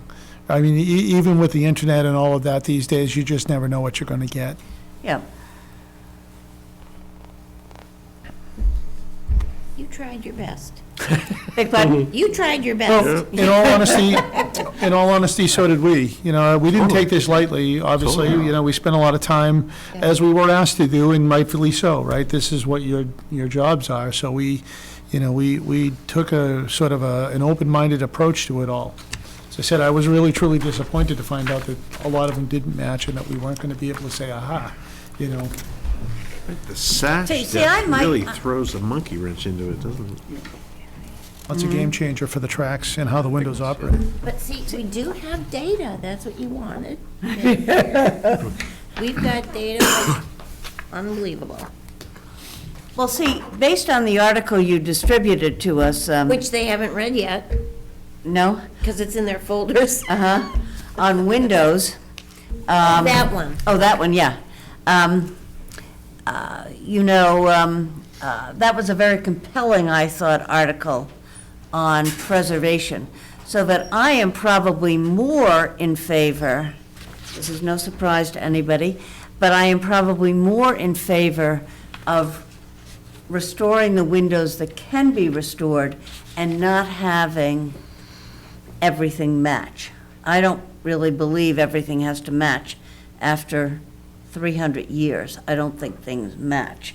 So, I think it's beneficial to have the windows restored that can be restored rather than have everything be, I don't mean to be pejorative, cookie cutter in the sense of replacements. Would it be preferable to have if we didn't have enough to do the North Street facade, would it be preferable to have them on the sides so that the front at least was cohesive and then the sides could be? I would say just the opposite, frankly, to have it on the front facade in terms of the presentation of the house to the community. So on the front of the house, you would be fine if 4 or 5 of the windows were the original and the other 3 or 4 were replaced? I would. Okay. Just as a personal, yeah. This is an antique house, and this is how it's presented. I think the quality of the glass, I understand it's mid-1800s, not earlier and so forth, but, that's, there's something about, as you said, George, the windows are the eyes of a house, and that's important. I think that's important and ought to be honored, frankly. Now I realize people get replacement eyes, but it's not the same eye in that sense. What, what muntin size are you proposing on the new windows? And is there any consistency, I probably know the answer to that, any consistency on the existing? Are they all over the map, 5/8, 7/8? Some of them are over the map, and some of the sashes are different. And then I didn't get to that level of detail, but Yeah. in one instance that I can think of, particularly on the side windows, the small and narrower windows, the muntin depth on the bottom sash is narrower than the muntin depth on the top sash. So at one point, obviously, something was switched, right? So I didn't get into that level of consistency, but I can say this, the muntin width and the depth on the majority of the windows appears to be similar, particularly along the front. On the side Ship Street elevation, it's a much more modernized detail. That was something that was a little bit consistent too. You know, you would expect to see a certain amount of, certain types of tooling based on the age of the windows, and it was different. The Ship Street window muntins have one detail, the North Street muntins have another detail. And what dimension are you proposing for the new windows? As far as the muntin size? Yeah. I can't answer that, but I can tell you this, that we would try to go, because it's single panes, as narrow as we can go, you know. Yeah, I don't have the information right here on this detail, so I don't have that. We can certainly get that information. Maybe 5/8, I think, is that 5/8? That's probably a little bit deeper than we would like, you know. If we can get something narrow, we would, but 5/8 is, you start to cross the line, particularly with modern windows. We would want to go as narrow as possible, because what's there is narrow, except for a few specific sashes. What do you think of the idea of using all the restored windows on the Ship Street side? Because they're already various sizes, and it could be the place to display those restored windows. We already have, I think, two, potentially three different size windows here anyway. So you're saying that your Maybe probability of success, because you have fewer. Fewer windows and varying sizes, that maybe we could hodgepodge it all together to work on the Ship Street side, which is an important side of this building, along with the quirky two windows on the shed, that maybe that would be a great place, keeping them all together. To apply that spirit. To apply that spirit and keep them all together. It would still be very prominent when you come down North Street, Exactly. because it's a corner lot. Yeah, and it would keep all the wonky together, and then the North Street can remain It's good to focus your beautiful one. and cohesive. Just a thought. Whatever. I mean, if that's going to make, if that's going to make heterogeneity of windows possible, sure. But, it's not my decision, obviously. I think we need to decide as a commission what we recommend.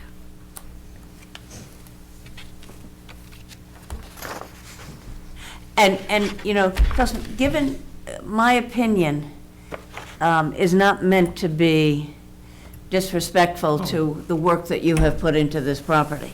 And it's appreciated. I sit on many commissions, Madam Chair, and that's what your job is on that end, is to be a devil's advocate and express your opinion, so Right. no offense taken. Yeah, don't worry, I'm not moving to another town. I think it's important, Virginia. I think what you said was really important, because I was willing to kind of give up the ship, so to speak, on it.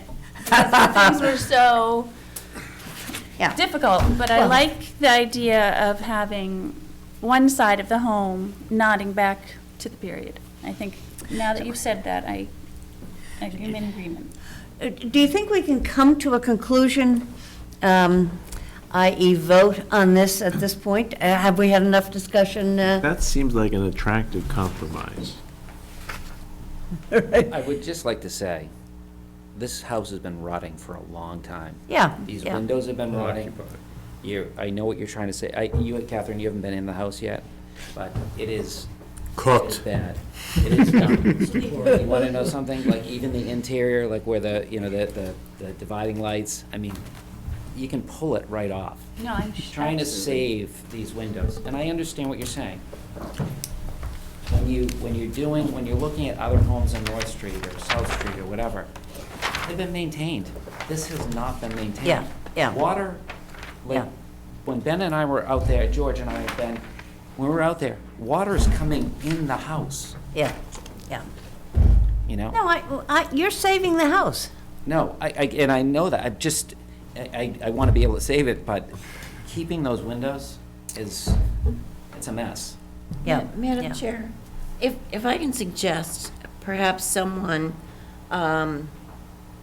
could make a motion, and then let's just put it to a vote. It's, if you want to make a motion to restore the windows, all of them, to restore some windows, and then we can put that to a vote, or you can say, I would say their proposal is to replace all the windows. Yep. And so that would be the appropriate motion, and you vote either yea or nay. I think we can talk this. Who would like to make a motion? Well, it's got to be Hans, Mike, Catherine, or Justin. Let's make Mike do it, or Hans. I'll do it.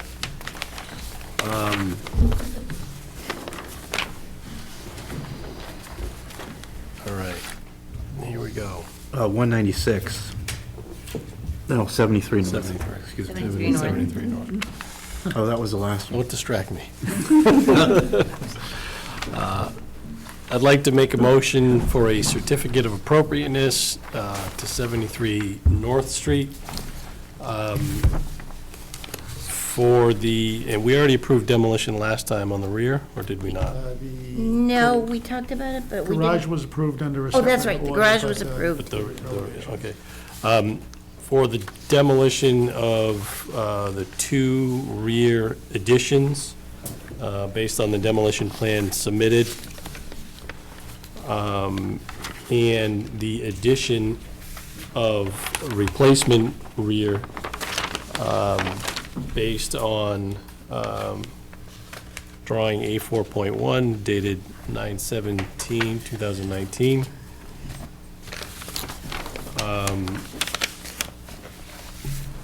All exterior siding to be replaced with wood clapboard.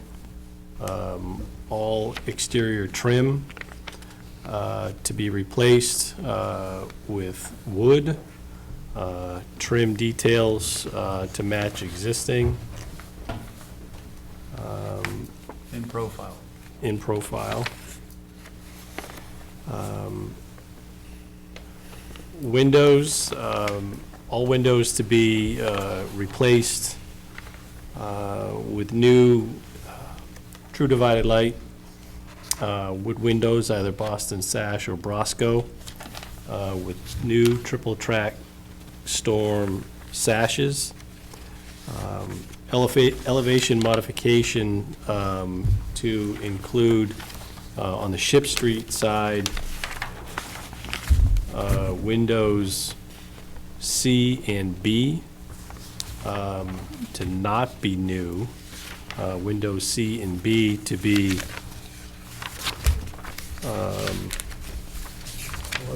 existing restored, using the two original windows on the rear elevation, bottom photo on page 2 of 3 of the window exhibit.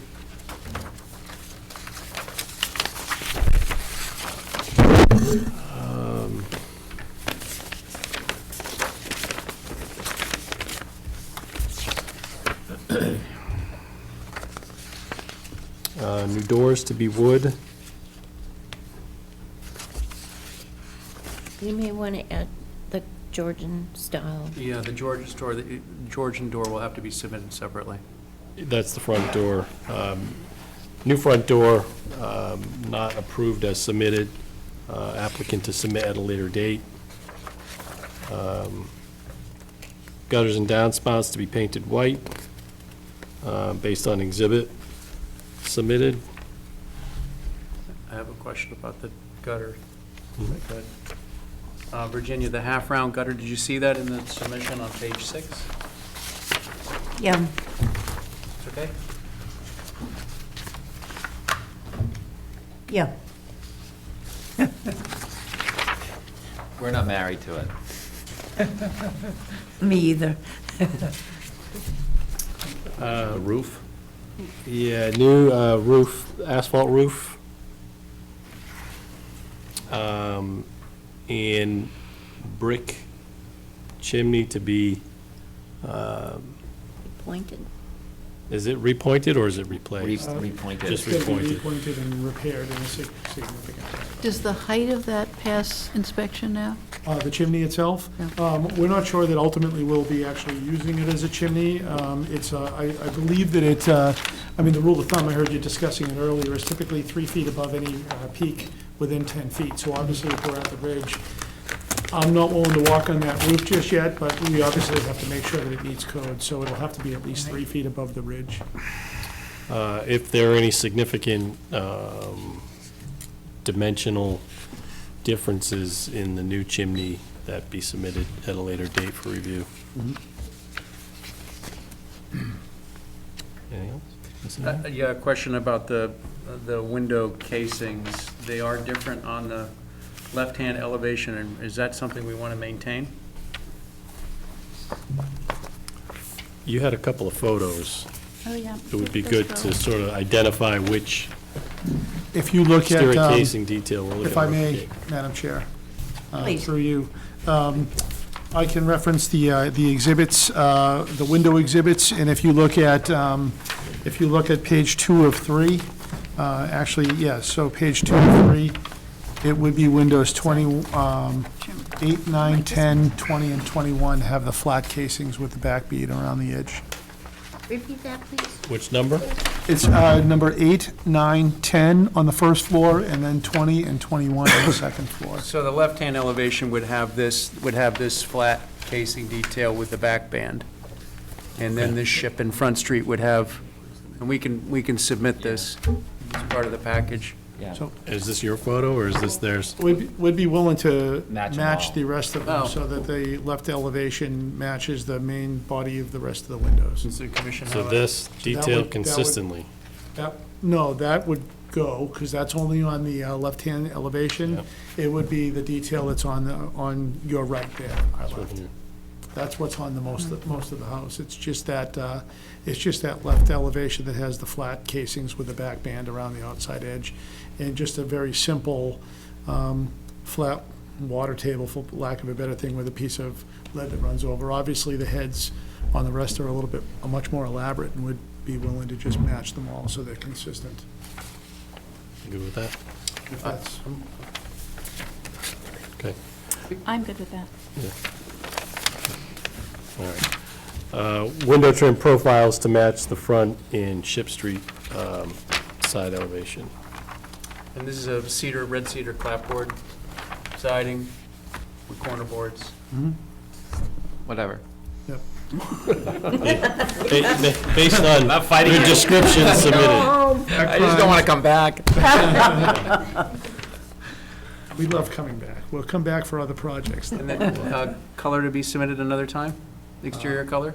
I believe Just to me. Yeah, I believe I stated that on the Okay. elevation, Ben. You said the color would be approved by staff prior to being applied. Yeah. You don't have to come back for a meeting on that, Brian. You just have to paint.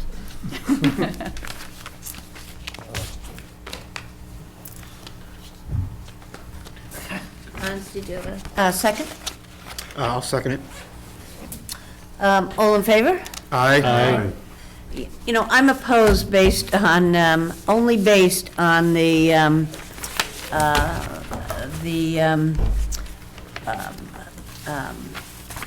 all replacement windows. And I think that ought to be noted, given the plethora of everything else we voted on. Fair enough. Thank you very much. Thank you. Thank you. Hey, thank you, guys. Thank you, guys. Thanks for all the work. We submitted with something, A year and a half. or George, this as a reference. Chair, that's for you. No, this is Sherry. Yeah, actually, why don't we give this to The record, but they wanted to take the house down. Oh, yeah, Susan, she's down on the Board of Health. Done everything. Susan's got Susan's got curly. I know, I see that. She's got lots of curly My hair. daughter's actually dating your son, Oh, so. This, for the record. okay. So, Oh, is it, am I on the wrong one? No. Yeah. So, this is labeled, and one of the other ones. yeah, thank you, Ben. Not really paid, so I didn't know Thank you for your resuscitation efforts. I caught that terminology, it was too late, it was 2 You o'clock in the submitted to the morning. building. You guys, the building will be beautiful. Thank you, guys. Yeah, thank you. Good night. So the next order of business is the approval of minutes from 12:12. Just noticed one thing. For the Ramseys, 55 North Street, there's a reference to Commissioners Vonderluft and Collard. Mike was recused. Oh, that's right. Yeah. Could it be, I don't know if it's Burnham, which, that's who I am. I don't know if I noted the substantial amount of demolition. I believe I did because of the plate heights. Yeah, I know I said it. I think I might have followed up to Hans, Okay. so that should probably say Burnham. Okay. Any other comments? Additions, corrections? All in favor? Aye. Opposed? All right. Thank you very much. Thank you for your forbearance, dialogue. I didn't get my fun facts in tonight. That's okay. No fun facts? No, no fun facts tonight.